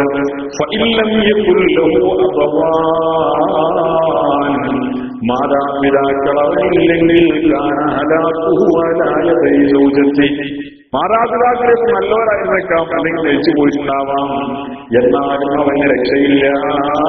അവന്റെ അടുത്ത ഫിത്ന അവന്റെ ഭാര്യയുടെ കൈകളെ കൊണ്ടാണ്. ഭാര്യയുടെ കൈകളല്ലേ? ഭാര്യമാർക്ക് വേണ്ടി പലതും ഒഴിവാക്കേണ്ടി വരിക. ഭാര്യയുടെ പ്രേരണ അനുസരിച്ച് അങ്ങോട്ടും പോവുക, ഇങ്ങോട്ടും പോവുക. ഭാര്യ റിമോട്ട് കൺട്രോൾ ചെയ്യുന്നു. ഭാര്യയുടെ കൺട്രോളിനനുസരിച്ച് ചലിക്കുന്ന ഒരു യന്ത്ര മനുഷ്യനായി ഭർത്താവ് മാറുകയാണ്. ഭാര്യ ദീനിയല്ലെങ്കിലോ ഭാര്യയുടെ ഇഷ്ടാനിഷ്ടങ്ങൾക്ക് വേണ്ടി എന്തും ത്യജിക്കാൻ ഭർത്താവ് ഒരുക്കവുമാണ്. അവന്റെ ഭാര്യയില്ലെങ്കിൽ അവന്റെ മക്കളുടെ കൈകൊണ്ടായിരിക്കും അവന്റെ ഫിത്ന. അവന്റെ നാശം മക്കളൊക്കെ ഉണ്ടായി. എല്ലാം ഏതെങ്കിലും ഒരു ടീം നമ്മൾ നശിപ്പിക്കാനുണ്ടാകും. മുത്തുനബിയിൽ പറഞ്ഞപ്പോൾ ഇല്ലം ഇനി മക്കളും അവരില്ലെങ്കിൽ, മക്കളുമില്ല, ഭാര്യയില്ല, ഉമ്മയും ബാക്കിയൊന്നുമില്ല എങ്കിൽ കാന ഹലഅഹു അലാ യദൈൽ ഖറാഫാത്തി വൽ ജീറാൻ, അടുത്ത കുടുംബങ്ങളുടെയും അയൽവാസികളുടെയും കൈകൊണ്ടാണ് അവന്റെ നാശം. റസൂലുള്ളാഹി തങ്ങളിത് പറഞ്ഞപ്പോൾ ഖാലൂ, സ്വഹാബികൾ ചോദിച്ചു, വകൈഫ ദാലിക യാ റസൂലല്ലാഹ്, നബിയെ എങ്ങനെയാണ് ഈ നാശം? ഭാര്യയെ കൊണ്ടുള്ള നാശം, മാതാപിതാക്കളെ കൊണ്ടുള്ള ഹലാക്ക്, അയൽവാസികളെ കൊണ്ടുള്ള ഹലാക്ക്, മക്കളെ കൊണ്ടുള്ള ഹലാക്ക് എങ്ങനെ സംഭവിക്കാനാ? ഹബീബായ മുത്തുനബി പറയുകയാണ്, യുഅയ്യിറൂനഹു ബിദിഖിൽ മഈശ വയുകല്ലിഫൂനഹു മാ ലാ യുതീഖ്, മഈശത്ത് എടുക്കമാക്കിക്കൊണ്ട് അവരെ മാറ്റിയെടുക്കും. വയുകല്ലിഫൂനഹു മാ ലാ യുതീഖ്, അവന് സാധിക്കാത്ത കാര്യങ്ങളുടെ മേൽ അവനെ നിർബന്ധിക്കുകയും ചെയ്യും. മനസ്സിലായോ? ഭാര്യ ഭർത്താവിനെ നിർബന്ധിക്കും, ഭർത്താവിന് ചെയ്യാൻ പറ്റാത്തത്. തന്റെ അനിയത്തിയുടെ ഭർത്താവ്, സമ്പന്നനായ ഭർത്താവ് സുന്ദരമായ വീടുണ്ടാക്കിയപ്പോൾ അതുപോലെ ഒരു വീടുണ്ടാക്കാൻ അവൾ ഭർത്താവിനെ നിർബന്ധിക്കുകയാണ്. ഈ സാധു തന്റെ ആണത്വം സംരക്ഷിക്കട്ടെ, തന്റെ ആണത്വം സംരക്ഷിക്കാൻ വേണ്ടി ബാങ്ക് ലോണിന് പോവുകയാണ്. തികയാത്തത് പലിശക്ക് വേറെ വാങ്ങുകയാ. എന്നിട്ട് വലിയ കൊട്ടാരുണ്ടാക്കുകയാണ്. ആർക്ക് വേണ്ടിയിട്ട്? ഇവിടെ വർത്താനം കേട്ട് ഓള് സുഖമായി കഴിഞ്ഞുകൂടി, അവള് സുഖമായി ഉറങ്ങി, മനസ്സമാധാനത്തോടെ ഉറങ്ങി. തന്റെ അനിയത്തിയുടെ മുമ്പിൽ അവളുടെ അന്തസ് കാത്തു. അനിയത്തിയോട് പോയി പൊങ്ങച്ചം പറഞ്ഞു. പക്ഷെ ഇപ്പുറത്ത് കിടക്കണവനോ രാത്രി 2 മണിയും 3 മണിയുമാകുമ്പോഴേക്ക് കണ്ണിന് ഉറക്കം തലോടിയാലും അവന്റെ കടങ്ങൾ അവനെ ഞെട്ടി ഉണർത്തുകയാ. കടങ്ങൾ ആലോചിച്ച് കടക്കാരെ കണ്ണിൽ കണ്ട് ഞെട്ടി ഉണരുകയാണ്. അവന്റെ ജീവിതം നരകതുല്യമാവുകയാണ്. ഒരു സമാധാനമില്ല. പിന്നെ അവൻ ദീനുണ്ടോ? ഇല്ല. നിസ്കരിക്കാൻ അവൻ ഇഖ്ലാസ് കിട്ടുന്നുണ്ടോ? ഖുശൂഅ് കിട്ടുന്നുണ്ടോ? തക്ബീർ കിട്ടിയാൽ കടക്കാരാണ് മുന്നിൽ. ആ വർഷമല്ല. തക്ബീർ കിട്ടിയാൽ കടക്കാരാണ്. സ്വതക്ക ചെയ്യാൻ അവന് കഴിയുമല്ല. കാരണം അവനെന്നെ കടക്കാരനാണ്. സ്വറുപ്യ കൊടുക്കാനാണ് കൊണ്ട് കഴിയില്ല. ഒന്നും ചെയ്യാൻ കഴിയില്ല. ചെയ്യണേ ഇഖ്ലാസ് കിട്ടുന്നില്ല. ആരാ കാരണം? വളരെ ബുദ്ധിമുട്ടിയ മക്കൾക്ക് വേണ്ടി മക്കളുടെ നിർബന്ധം പറയണമൊക്കെ.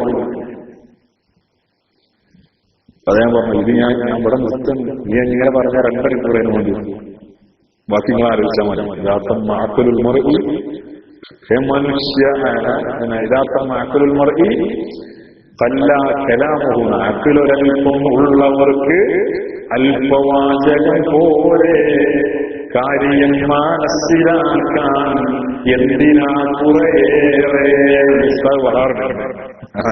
കാര്യം മനസ്സിലാക്കാൻ കുറെ ബുദ്ധിപ്പെടേണ്ട കാര്യമില്ല. വാക്യം ആലോചിച്ചാൽ മതി, ഊഹിച്ചാൽ മതി. ഇതിനോട് കണ്ട് ചങ്ങനാക്കി ഇതിലെ കണ്ട് ഘടിപ്പിച്ചിട്ടുണ്ട്. ആലോചിച്ചോളൂ. ബാക്കിയൊക്കെ ഇതന്നെ സ്ഥിതി. മനുഷ്യനെ അവന്റെ ചുറ്റുപാടുകൾ അവൻ നശിപ്പിക്കും. അവന്റെ ചുറ്റുപാടുകൾ അവൻ നശിപ്പിച്ചാൽ ആ സമയത്ത് അവന് ഏറ്റവും നല്ലത് അവന് ഋജിലത്താണെന്ന്, അവന് ആളുകളുമായി അകന്നു നിൽക്കലാണ്, ഏകാന്തവാസമാണ് ഏറ്റവും നല്ലതെന്ന് ഹബീബായ മുഹമ്മദ് റസൂലുള്ളാഹി സ്വല്ലല്ലാഹു അലൈഹി വസല്ലം. ഏകാന്തവാസം പല രീതിയിലുണ്ട്. കല്യാണം കഴിച്ചിട്ടില്ലാത്ത, മറ്റു ബാധ്യതകളൊന്നുമില്ലാത്ത ആളുകൾക്ക് മല കയറാൻ തന്നെ. സാഹിത്യങ്ങളെ പരിഹസിക്കണ്ട, ഔലിയാക്കളെ പരിഹസിക്കണ്ട, വസ്ത്രം മുഷിഞ്ഞവരെ പരിഹസിക്കണ്ട, കണ്ണ് കുഴിഞ്ഞവരെ പരിഹസിക്കണ്ട. അള്ളാഹുവിന്റെ മാർഗത്തിൽ ത്യജിച്ചുകൊണ്ട് കാട് കയറാൻ, മല കയറാൻ ഹബീബായ മുത്തുനബി നബിയുടെ സുന്നത്താണ്, ചര്യയാണത്. റസൂലുള്ളാഹി തങ്ങൾ പ്രോത്സാഹിപ്പിച്ചതുമാണത്. അങ്ങനത്തെ ഒരു സാഹചര്യം ഈ ദീനിനെ സംരക്ഷിക്കണമെങ്കിൽ അതാണ് മാർഗം എന്നുണ്ടെങ്കിൽ അതാണ് ചെയ്യാം. എന്നാ പിന്നെ അവന് ബാങ്ക് വേണ്ട, പലിശ വേണ്ട, ഹറാമ് കാണണ്ട, ഒന്നും വേണ്ട. ആ കാലത്ത് ഒരു കാലത്ത് മനുഷ്യന്റെ ഏറ്റവും നല്ല മുതല ആടുകളായിരിക്കുന്നു. അതേ കാരണം ഈ ആടുകളെയും തെളിച്ചവൻ പർവ്വതത്തിന്റെ ശിഖരങ്ങളിൽ താണ്ടിപ്പോകും. ആ ആടുകളുടെ പാല് കുടിച്ചവൻ ദാഹം തീർക്കും. ആ ആടുകളുടെ മാംസം കുടിച്ചവന്റെ വിശപ്പ് തീർക്കും. അങ്ങനത്തെ ഒരു സമാനം. എന്തിനധികം ഇതൊന്നും ആ കാലായിട്ടില്ല എന്ന് കരുതണ്ട. ഹബീബായ നബിയുടെ സ്വഹാബത്ത്, മഹാന്മാരായ സ്വഹാബ് ബദർ, ബദർ യുദ്ധത്തിൽ പങ്കെടുത്ത മഹാന്മാരായ സ്വഹാബികളിൽ ചില ആളുകൾ, പല ആളുകളും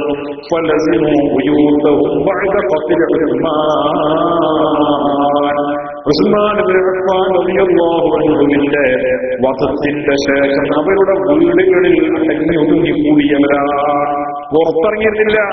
എത്രത്തോളം ഫലം യഖ്റുജൂ ഇല്ലാ ഇലാ ഖുബൂരിഹിം, അവരുടെ ഖബറുകളിലേക്കല്ലാതെ അവരുടെ വീട്ടിൽ നിന്ന് അവരെ പുറത്തിറങ്ങിയിട്ടില്ല എന്ന് പറഞ്ഞാൽ മരിച്ചിട്ടാണ് പുറത്തേക്ക് ഇറക്കിയേക്കാണ്. ആര്?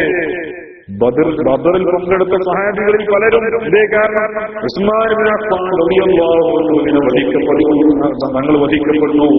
അതോടുകൂടെ ഫിത്ന വെളിവായി, സമൂഹത്തിൽ ഫിത്ന പൊട്ടി പുറപ്പെട്ടു എന്ന് കണ്ടപ്പോൾ പിന്നെ അവർ രംഗത്ത് വന്നിട്ടില്ല. അതുകൊണ്ടാണ് ചരിത്രം പരിശോധിച്ചാൽ പിന്നീട് സ്വഹാബത്തിന്റെ ഉസ്മാൻ റളിയല്ലാഹു അൻഹു ആ വധവുമായി ബന്ധപ്പെട്ട പ്രശ്നങ്ങൾക്ക് ശേഷം പ്രധാനപ്പെട്ട പല സ്വഹാബികളും രംഗത്ത് വരാതിരിക്കാനുള്ള കാരണമാണ്. പലരും അലി റളിയല്ലാഹു അൻഹു അടക്കം അടച്ചു വാതിലടച്ചിരുന്നു. ആളുകൾ പോയി വിളിച്ചു, വരില്ല എന്ന് പറഞ്ഞു. ഞാൻ ഇല്ല എന്ന് പറഞ്ഞു. നിർബന്ധിച്ചു. നിങ്ങളിത് ഏറ്റെടുത്തില്ലെങ്കിൽ ഇത് ഏറ്റെടുക്കാൻ മറ്റൊരാളില്ല, ഇത് ഏറ്റെടുക്കാൻ നിങ്ങളല്ലാതെ മറ്റൊരാൾ നിങ്ങൾ കാണുന്നില്ല, നിർബന്ധിച്ചു പറഞ്ഞു. അപ്പോഴാ പുറത്തിറങ്ങി വന്നു. വാതിലടച്ചിരുന്നു. എന്തിന്? ഒരു പഞ്ചായത്ത് ഇലക്ഷൻ വരുമ്പോഴേക്ക് ഉത്തരവാദിത്തപ്പെട്ട നേതാക്കളുടെ വീടിന്റെ മുന്നില് ആൾക്കൂട്ടാണ്. എന്തിനാണെന്നറിയോ? വടംവലി തീർക്കാൻ, സീറ്റ് തർക്കത്തിനെ കുറിച്ചുള്ള അധികാരത്തിന് വേണ്ടിയുള്ള ചർച്ചകളും ചറുവിത ചറുവണം നടത്തി, വാക്കൂരുകള്, പടവെട്ട്, കുടികാൽ വെട്ട്, രാഷ്ട്രീയ നേതാക്കൾ എല്ലാം കണക്കായില്ലേ? അതിലെല്ലാം കണക്കാ. അത് ഇന്ന പാർട്ടി എന്നൊന്നും അറിയാം. എല്ലാ പാർട്ടിക്കാർക്കായിട്ട് അധികാരം കിട്ടിയാലോ പഞ്ചായത്ത് മെമ്പർ, ഒരു പഞ്ചായത്ത് മെമ്പറാണ്. നേതാക്കന്മാർക്ക് തരുന്ന ഉറങ്ങാൻ കഴിയില്ല. അതാണ് അധികാരം. അതാണ് അവിടെയാണ് അതാണ് ദീനിന്റെ മാതൃക എന്ന് പറഞ്ഞാൽ. അവിടെയാണ് മഹാന്മാരായ സഹാബത്തിന്റെ മാതൃക എന്ന് പറയുന്നത്. അടങ്ങി വാതിലടച്ചതിൽ പുറത്തിറങ്ങില്ല.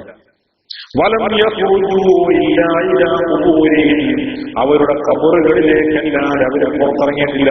ഖബറുകൾ കൊണ്ടുപോയി മരിച്ചതിന് ശേഷം അതെന്നെ ഇറങ്ങി. അതാണ് റുജ്ലത്ത്. ഈ കാലത്ത് നിന്ന് സംശയമുണ്ടോ? ഇല്ല. റുജ്ലത്ത് പല രീതിയിലുണ്ട്. മല കയറുന്നൊരു രീതിയാണ്. മറ്റൊരു രീതിയുണ്ട്. ഏത്? ആൾക്കൂട്ടത്തിൽ ജീവിക്കുക. മഹാനായ അത്വാ റളിയല്ലാഹു അൻഹുവിനെ പോലുള്ള ആളുകൾ പറഞ്ഞത് അങ്ങനെയാണ്. ആൾക്കൂട്ടത്തിൽ തന്നെ ജീവിക്കുക. ഭാര്യയും ഭാര്യയും കുട്ടികളുമായി ജീവിക്കുക. ആൾക്കൂട്ടത്തിൽ തന്നെ ജീവിക്കുക. സമൂഹത്തിൽ ഇടപഴകി തന്നെ ജീവിക്കുക. പക്ഷേ അനാവശ്യങ്ങളിൽ അവർ ഇടപഴകുമ്പോൾ അവിടെ നീ മൗനം പാലിക്കുക. നിന്റെ നാക്കിനെ കെട്ടിയിടുക. നന്മകളിൽ അവർ ഇറങ്ങുമ്പോൾ അവരുടെ കൂടെ നീയും നന്മയിൽ ഇറങ്ങുക. അത് നമുക്ക് ചെയ്യാവുന്നതാണ് അല്ലേ? അത് നമുക്ക് അനുവർത്തിക്കാവുന്ന രീതിയാണ്. എങ്ങനെ? നന്മയിൽ സഹകരിക്കുക, തിന്മയിൽ എന്റെ നാവതിനില്ല, എന്റെ കണ്ണതിനില്ല, എന്റെ അവയവങ്ങളതിനില്ല, ഞാൻ അതിനില്ല എന്ന് മാറി. അതാണ് അതൊരു ഉത്സവത്തിന്റെ രീതിയാണ്. നമുക്ക് ചെയ്യാൻ പറ്റുന്നത് അതാണ് ഏറ്റവും നല്ലത്. ഉസ്ലത്ത് വലിയൊരു വിഷയം തന്നെയാണ്. മഹാന്മാരായ ഔലിയാക്കളൊക്കെ, അമ്പിയാക്കൾ, ഔലിയാക്കൾ, ഇവരൊക്കെ ഇതിന്റെ ആളുകൾ തന്നെയാണ്. അതിനുവേണ്ടി ത്യാഗം സഹിച്ചവരാണ്. അതുകൊണ്ട് തന്നെ അള്ളാഹു ഉസ്ലത്തിന്റെ ആളുകൾക്ക് അവരല്ല വെറുതെ ആക്കൂല. അള്ളാഹുവിന്റെ വഹ്ദാനിയത്തിൽ സ്ഥിരപ്പെടുത്താൻ വേണ്ടി, തൗഹീദിന്റെ സംരക്ഷണത്തിന് വേണ്ടി, അള്ളാഹു ഇലാഹാണെന്ന് പറയാൻ വേണ്ടി നാട് വിട്ടവൻ, വീട് വിട്ടവൻ അതിന് വേണ്ടി ചെറിയ നഷ്ടങ്ങളെങ്കിലും സഹിച്ചിട്ടുണ്ടെങ്കിൽ ഒരിക്കലും അള്ളാഹു വെറുതെയാക്കുകയില്ല. അള്ളാഹു സുബ്ഹാനഹു വ തആല അതിന് അവന് തീർച്ചയായും അതിന്റെ ഇസ്സത്ത് അവന് തിരിച്ചു നൽകും, അതിന്റെ പ്രതിഫലം അവന് തിരിച്ചു നൽകും. അതിന്റെ തെളിവാണ് മഹാന്മാരായ അസ്ഹാബുൽ കഹ്ഫ് ഗുഹയിലേക്ക് അവർ പ്രവേശിച്ചപ്പോൾ അവരുടെ രാജാവിന്റെ ശർറിൽ നിന്ന്, ഫിത്നയിൽ നിന്ന്, ബഹുദൈവ വിശ്വാസത്തിൽ നിന്ന് നിർബന്ധിച്ച് ബഹുദൈവാരാധനയിലേക്ക് തങ്ങളെ കൊണ്ടുപോകലിനെ ഭയപ്പെട്ടുകൊണ്ട് തൗഹീദുമായി ദീനുമായി തങ്ങളുടെ നാടും ഉപേക്ഷിച്ചുകൊണ്ട് ഗുഹയിലേക്ക് പ്രവേശിക്കുമ്പോൾ അവർ പറഞ്ഞ ഒരൊറ്റ വർത്തമാനമാണ്, റബ്ബനാ ആതിനാ മിൻ ലദുൻക റഹ്മ, പടച്ചവനെ നിന്റെ റഹ്മത്ത് ഞങ്ങൾക്ക് നൽകണേ, വഹയ്യിഅ് ലനാ മിൻ അംരിനാ റശദാ, ഞങ്ങളുടെ കാര്യങ്ങളെ യഥേഷ്ടം സൗകര്യപൂർവ്വം നിർവഹിക്കുവാനുള്ള സൗകര്യവും ഞങ്ങൾക്കൊരുക്കി തരണേ. ഇതാണ് അവർ പറഞ്ഞത്. അല്ലാഹു അത് കേൾക്കുകയും ചെയ്തു.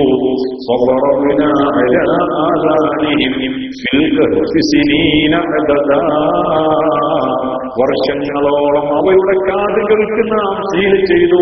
പുറത്തു നിന്നുള്ള ശബ്ദം അവയുടെ കാതുകളിലേക്ക് അടിച്ച് അവയുടെ സുഖനിദ്രയെ ഇളക്കാതിരിക്കാൻ, അവരുടെ സ്വസ്ഥത നഷ്ടപ്പെടുത്താതിരിക്കാൻ അവരുടെ കാതുകളെ നമ്മൾ അടച്ചു കളഞ്ഞു. ഞാൻ ചുരുക്കാൻ ഒരുപാട് വിഷയങ്ങൾ പറയാനുണ്ട്, ഞാൻ ചുരുക്കാൻ സൗകര്യം പോലെ നമുക്ക് പിന്നീട് പറയാം, ഇതിന് ചെയ്യാം.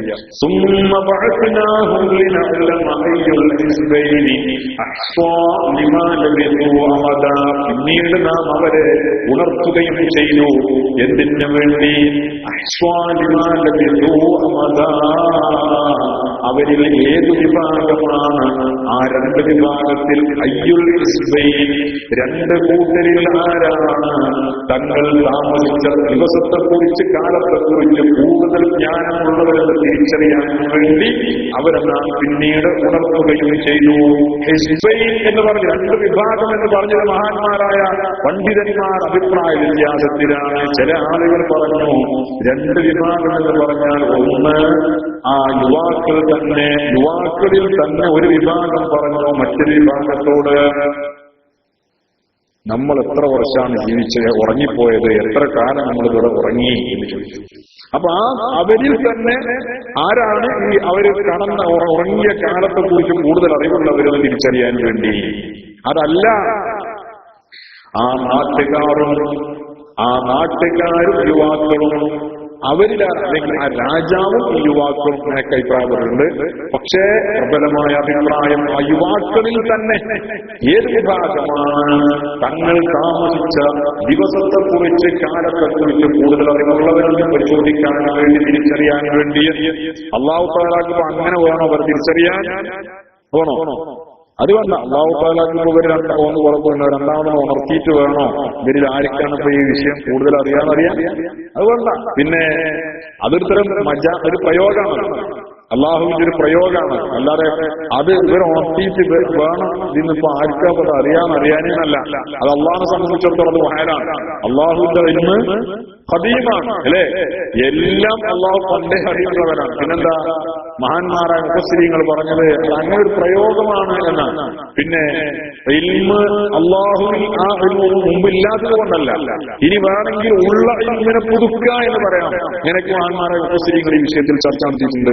അവിടെ വസ്വാസം ഉണ്ടാക്കുകയോ വരികയോ ചെയ്താൽ അതെന്തല്ല, അള്ളാഹുവിന്റെ ഖദീമായ ഇൽമാണ്, അള്ളാഹുവിന് എന്നതിനോട് എതിരാകുന്നില്ല. മനസ്സിലായോ? ആ ഒരുപാട് തെളിവുകൾ വേറുണ്ട്, സമയം കുറെ ഒരുപാടായി, അതുകൊണ്ട് ഞാൻ അതിലേക്ക് വേറെ ആയത്തുകൾ തന്നെ അതിന് തെളിവുണ്ട്. നരകാവകാശികളെ കുറിച്ചും സ്വർഗാവകാശികളെ കുറിച്ചും അല്ലാഹു സുബ്ഹാനഹു വ തആല ചോദിച്ചിട്ടുണ്ട്. നിങ്ങൾ വിചാരിക്കുന്നുണ്ടോ നിങ്ങൾക്ക് അങ്ങനെ സ്വർഗത്തിൽ പോകാം എന്ന്? പിന്നെ ആരാണ് സ്വർഗത്തിൽ ആരാണ് നരകത്തിൽ എന്ന് വ്യക്തമായി അല്ലാഹു അറിയാം. ഇപ്പോഴും അറിയാം, മുമ്പും അറിയാം, എന്നും അറിയാം. അതൊരു പുതിയ അറിവല്ല, അത് അല്ലാഹു മുമ്പേയുള്ള അറിവാണ്. മനസ്സിലായോ? ഇതൊക്കെയാണ് ഈ വിഷയങ്ങൾ ഇതിൽ നമുക്ക് പ്രധാനമായി മനസ്സിലാക്കാനുള്ളത്. അപ്പോ മഹാന്മാരായ അസ്ഹാബുൽ കഹ്ഫ്, അല്ലാഹു സുബ്ഹാനഹു വ തആല എന്ന് ആവർത്തിക്കാം, മഹാന്മാരായ അസ്ഹാബുൽ കഹ്ഫ് ആ ഗുഹാവാസികളുടെ സംഘം, അവയുടെ കാര്യം വലിയ അത്ഭുതമൊന്നുമല്ല. അള്ളാഹുവിന്റെ മറ്റു കുതിരത്തുകളൊക്കെ ചേർക്കുമ്പോൾ അതുമാത്രം വലിയൊരു അത്ഭുതമൊന്നുമല്ല. മനസ്സിലായോ? പിന്നെ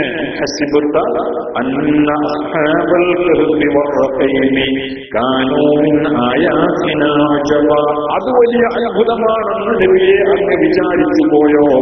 അത് മാത്രം വലിയൊരു അത്ഭുതമൊന്നുമല്ല.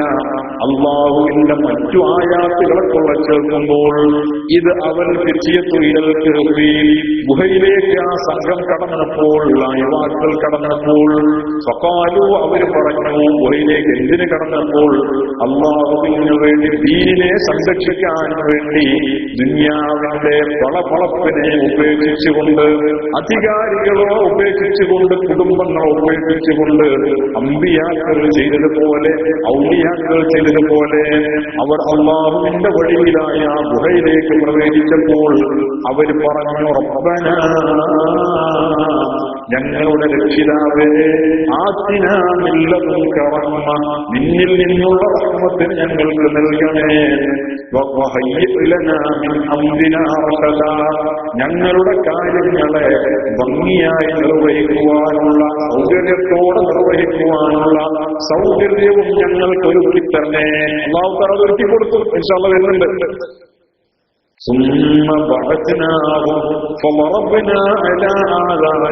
അപ്പോൾ അവരുടെ കാതുകൾക്ക് മുകളിൽ നാം സീൽ ചെയ്തു. എപ്പോൾ? ഗുഹയിൽ കയറി അവർ ഇങ്ങനെ പറഞ്ഞപ്പോൾ അവർക്കൊരു ബുദ്ധിമുട്ടുമില്ലാത്ത, ഒരു അലമ്പുമില്ലാതെ, അലക്കലില്ലാതെ, അവർക്കൊരു ശല്യവുമില്ലാത്ത രീതിയിൽ അവരുടെ കാതുകളെ നമ്മൾ അടച്ചു. അവരെ നമ്മൾ വർഷങ്ങളോളം ഉറക്കിക്കളഞ്ഞു. പിന്നീട് നാം അവരെ ഉണർത്തുകയും ചെയ്തു, പുനരുദ്ധാരണം നടത്തി, പുനർജീവിപ്പിച്ചു. ഉറപ്പൊരു മരണം തന്നെയാണല്ലോ. അവരിൽ ഏത് സംഘമാണ് എന്ന് തിരിച്ചറിയാൻ വേണ്ടി, കൂടുതൽ വ്യക്തതയുള്ളവർ, തങ്ങൾ താമസിച്ച കാലത്തെക്കുറിച്ച് കൃത്യമായി കൂടുതൽ വ്യക്തതയുള്ളവർ ആരാണ് എന്ന് തിരിച്ചറിയാൻ വേണ്ടി നാം അവരെ പിന്നീട് ഉണർത്തുകയും ചെയ്തു. ഇനി അല്ലാഹു സുബ്ഹാനഹു വ തആല 9 മുതൽ 12 വരെയുള്ള ആയത്തുകളാണ് നമ്മൾ ഈ പറഞ്ഞത് കേട്ടോ. 9 to 12. അതിനുശേഷം അല്ലാഹു സുബ്ഹാനഹു വ തആല മഹാന്മാരായ അസ്ഹാബുൽ കഹ്ഫിനെ കുറിച്ചുള്ള കൂടുതൽ വിവരങ്ങൾ നൽകുകയാണ്. കൂടുതൽ വിവരങ്ങൾ എന്നാൽ വളരെ വിശദമായിട്ട് തന്നെ അസ്ഹാബുൽ കഹ്ഫിനെ കുറിച്ച് അല്ലാഹു സുബ്ഹാനഹു വ തആല വളരെ വിശാലമായി വിശദീകരിച്ച് ആ സംഭവം അവതരിപ്പിക്കുകയാണ്. നഹ്നു നഖുസ്സു അലൈക നബഅഹും ബിൽ ഹഖ്, നഹ്നു നഖുസ്സു അലൈക നബഅഹും ബിൽ ഹഖ്. നബിയേ, അങ്ങേക്ക് അസ്ഹാബുൽ കഹ്ഫിനെ കുറിച്ചുള്ള ശരിയായ വിവരണം നമ്മൾ നൽകുകയാണ്, ശരിയായ സംഭവം നമ്മൾ അവതരിപ്പിച്ചു തരികയാണ് എന്ന് പറഞ്ഞുകൊണ്ട് അസ്ഹാബുൽ കഹ്ഫിന്റെ ആ ചരിത്രം അല്ലാഹു വിശദമായി ചർച്ച ചെയ്യുകയാണ്. ഇനി അടുത്ത ആഴ്ച നമുക്ക് അതിലേക്ക് കടക്കാം.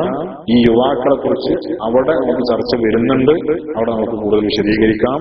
അല്ലാഹു സുബ്ഹാനഹു വ തആല നാഫിയായ ഇൽമും ഈമാനും തഖ്വയും നമുക്ക് മഹ്ലുകാർക്ക് വർദ്ധിപ്പിച്ചു തരട്ടെ. നമ്മൾ പറഞ്ഞതിനെയും കേട്ടതിനെയും അല്ലാഹു നമ്മിൽ നിന്ന് സ്വാലിഹായ അമലായി ഖബൂൽ ചെയ്യട്ടെ. പറഞ്ഞ കാര്യങ്ങളൊക്കെ ആഖിറത്തിൽ നമ്മുടെ വിജയത്തിനുള്ള സബബായി അല്ലാഹു സ്വീകരിക്കട്ടെ. ഇൽമും ഈമാനും തഖ്വയും അല്ലാഹു വർദ്ധിപ്പിച്ചു തരട്ടെ. അവന്റെ ത്വാഅത്തിലായി ജീവിക്കാനും, അവന്റെ റിളയിലായി ജീവിക്കാനും, അവന്റെ ത്വാഅത്തിലായി, അവന്റെ റിളയിലായി മരിക്കാനും അല്ലാഹു നമുക്ക് തൗഫീഖ് ചെയ്യട്ടെ. പല ആളുകളും ദുആ ചെയ്യാൻ വേണ്ടി വസിയത്ത് ചെയ്തിട്ടുണ്ട്.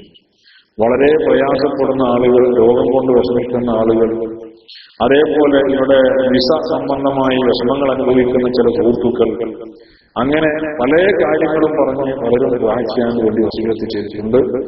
നമ്മുടെയൊക്കെ മനസ്സിൽ പല ആവശ്യങ്ങളുണ്ടാവും, വിഷമങ്ങളുണ്ടാവും. എല്ലാം മനസ്സിൽ കൊണ്ടുവരിക, എന്നിട്ട് ഇഖ്ലാസോടുകൂടെ ആമീൻ പറയാം. അല്ലാഹു സുബ്ഹാനഹു വ തആല നമ്മുടെ ദുആക്ക് ഇജാബത്ത് നൽകട്ടെ. അവന്റെ മഹദ് ഫദ്ല് കൊണ്ട്, മുത്തുനബിയുടെ ബറക്കത്ത് കൊണ്ട് അല്ലാഹു ഇജാബത്ത് നൽകട്ടെ. അൽഹംദുലില്ലാഹി റബ്ബിൽ ആലമീൻ. അല്ലാഹുമ്മ സ്വല്ലി അലാ സയ്യിദിനാ മുഹമ്മദിൻ വഅലാ ആലി സയ്യിദിനാ മുഹമ്മദ്. അർഹമുർറാഹിമായ അൽ-മലിക്കുൽ ജബ്ബാറായ അല്ലാഹ്, ഞങ്ങൾ പറഞ്ഞതും കേട്ടതും ഞങ്ങളിൽ നിന്ന് നീ ഖബൂൽ ചെയ്യണേ റഹ്മാനേ. ജീവിതത്തിൽ വന്നുപോയ ചെറുതും വലുതുമായി മനഃപൂർവ്വവും അല്ലാതെ ഞങ്ങൾ ചെയ്തു പോയ എല്ലാ ദോഷങ്ങളും നീ അഫൂ ചെയ്യണേ അല്ലാഹ്. റഹ്മാനായ റബ്ബേ, നിന്റെ മഗ്ഫിറത്ത് ഞങ്ങൾക്ക് വിശാലമാക്കണേ അല്ലാഹ്. ഞങ്ങളുടെ മാതാപിതാക്കൾ, ഉസ്താദുമാർ, ജ്യേഷ്ഠാനുജന്മാർ, ഭാര്യ, സന്താനങ്ങൾക്ക് നീ പരിപൂർണമായ മഗ്ഫിറത്ത് നൽകണേ അല്ലാഹ്. റഹ്മാനെ, ഞങ്ങളിൽ നിന്ന് മരിച്ചുപോയവർക്ക് നീ പുറത്തു കൊടുക്കണേ അല്ലാഹ്. അവരുടെ ഖബറുകളെ നീ വിശാലമാക്കണേ അല്ലാഹ്. സ്വർഗീയ ഭവനമാക്കണേ അല്ലാഹ്. റഹ്മാനായ റബ്ബേ, ശാരീരികമായ രോഗങ്ങളെ തൊട്ട് നീ കാക്കണേ അല്ലാഹ്. മാരകമായ രോഗങ്ങളെ തൊട്ട് കാക്കണേ അല്ലാഹ്. പ്രയാസപ്പെടുന്ന രോഗങ്ങൾക്ക് അടിമപ്പെട്ടു പോയ പല ആളുകളും ഞങ്ങളുടെ കൂട്ടത്തിലുള്ള റഹ്മാനെ ഞങ്ങളോട് വസിയത്ത് ചെയ്തവരുണ്ട്, ഞങ്ങളുടെ സുഹൃത്തുക്കളുണ്ട്, പരിചയക്കാരുണ്ട്. റബ്ബേ, രോഗങ്ങളെ കൊണ്ട് ഒരാളെയും നീ കഷ്ടപ്പെടുത്തല്ല അല്ലാഹ്. റഹ്മാനായ റബ്ബേ, ശരീരത്തിനും വേദന, മനസ്സിനും വേദന, ഈ ഒരവസ്ഥയിലുള്ള പരീക്ഷണം നൽകല്ല അല്ലാഹ്. റഹ്മാനായ റബ്ബേ, ചികിത്സയ്ക്ക് വകയില്ലാതെ മറ്റുള്ളവരെ ആശ്രയിക്കേണ്ടി വരുന്ന സാഹചര്യം ഞങ്ങൾക്കോ അഹലുകാർക്കോ നൽകല്ല അല്ലാഹ്. റഹ്മാനായ റബ്ബേ, മറ്റുള്ളവരുടെ മുമ്പിൽ ഞങ്ങളെ നീ ദില്ലത്തിലാക്കല്ല അല്ലാഹ്. ഒരു വിഷയത്തിനും ദില്ലത്തിലാക്കല്ല അല്ലാഹ്. ഞങ്ങൾക്ക് ദുനിയാവിലും ആഖിറത്തിലും ഇസ്സത്ത് നൽകണേ അല്ലാഹ്. റഹ്മാനായ റബ്ബേ, നാഫിയായ ഇൽമും ഈമാനും തഖ്വയും വർദ്ധിപ്പിക്കണേ അല്ലാഹ്. ഞങ്ങൾ ഈമാൻ കുറഞ്ഞവരാണ്, അമല് കുറഞ്ഞവരാണ്, ഇഖ്ലാസ് കുറഞ്ഞവരാണ് അല്ലാഹ്. ചെയ്യുന്ന അമലുകൾ തന്നെ പൊളിഞ്ഞു പോകുന്ന രീതിയിലുള്ള പല ദുഷ്പ്രവൃത്തികളും ചെയ്യുന്നവരാണ്. നിന്റെ മഹളായ ഫള് കൊണ്ട്, ഞങ്ങളുടെ പ്രവർത്തന ദൂഷ്യം കൊണ്ട് ഞങ്ങളുടെ അമലുകൾ പൊളിച്ചു കളയല്ല അല്ലാഹ്. റഹ്മാനെ, ഞങ്ങളുടെ നന്ദികേട് കൊണ്ട് ഞങ്ങളുടെ നിഅമത്തുകൾ എടുത്തു കളയല്ല അല്ലാഹ്. റബ്ബേ, ഞങ്ങൾക്ക് നീ ദീർഘായുസ്സും ആഫിയത്തും നിന്റെ ത്വാഅത്തിനായി സിഹത്തും നൽകണേ അല്ലാഹ്. ഞങ്ങളുടെ മാതാപിതാക്കൾ, ഭാര്യ, സന്താനങ്ങൾ, ജ്യേഷ്ഠാനുജന്മാർക്ക് നൽകണേ അല്ലാഹ്. റഹ്മാനായ റബ്ബേ, പല നിലക്കുള്ള മുറാദുകളും മനസ്സിലുള്ള പല ആളുകളും ഈ മജ്‌ലിസിലുണ്ട്. ഓരോരുത്തരുടെയും ഹൃദയത്തിന്റെ രഹസ്യങ്ങൾ അറിയുന്നവൻ നീയാണ്.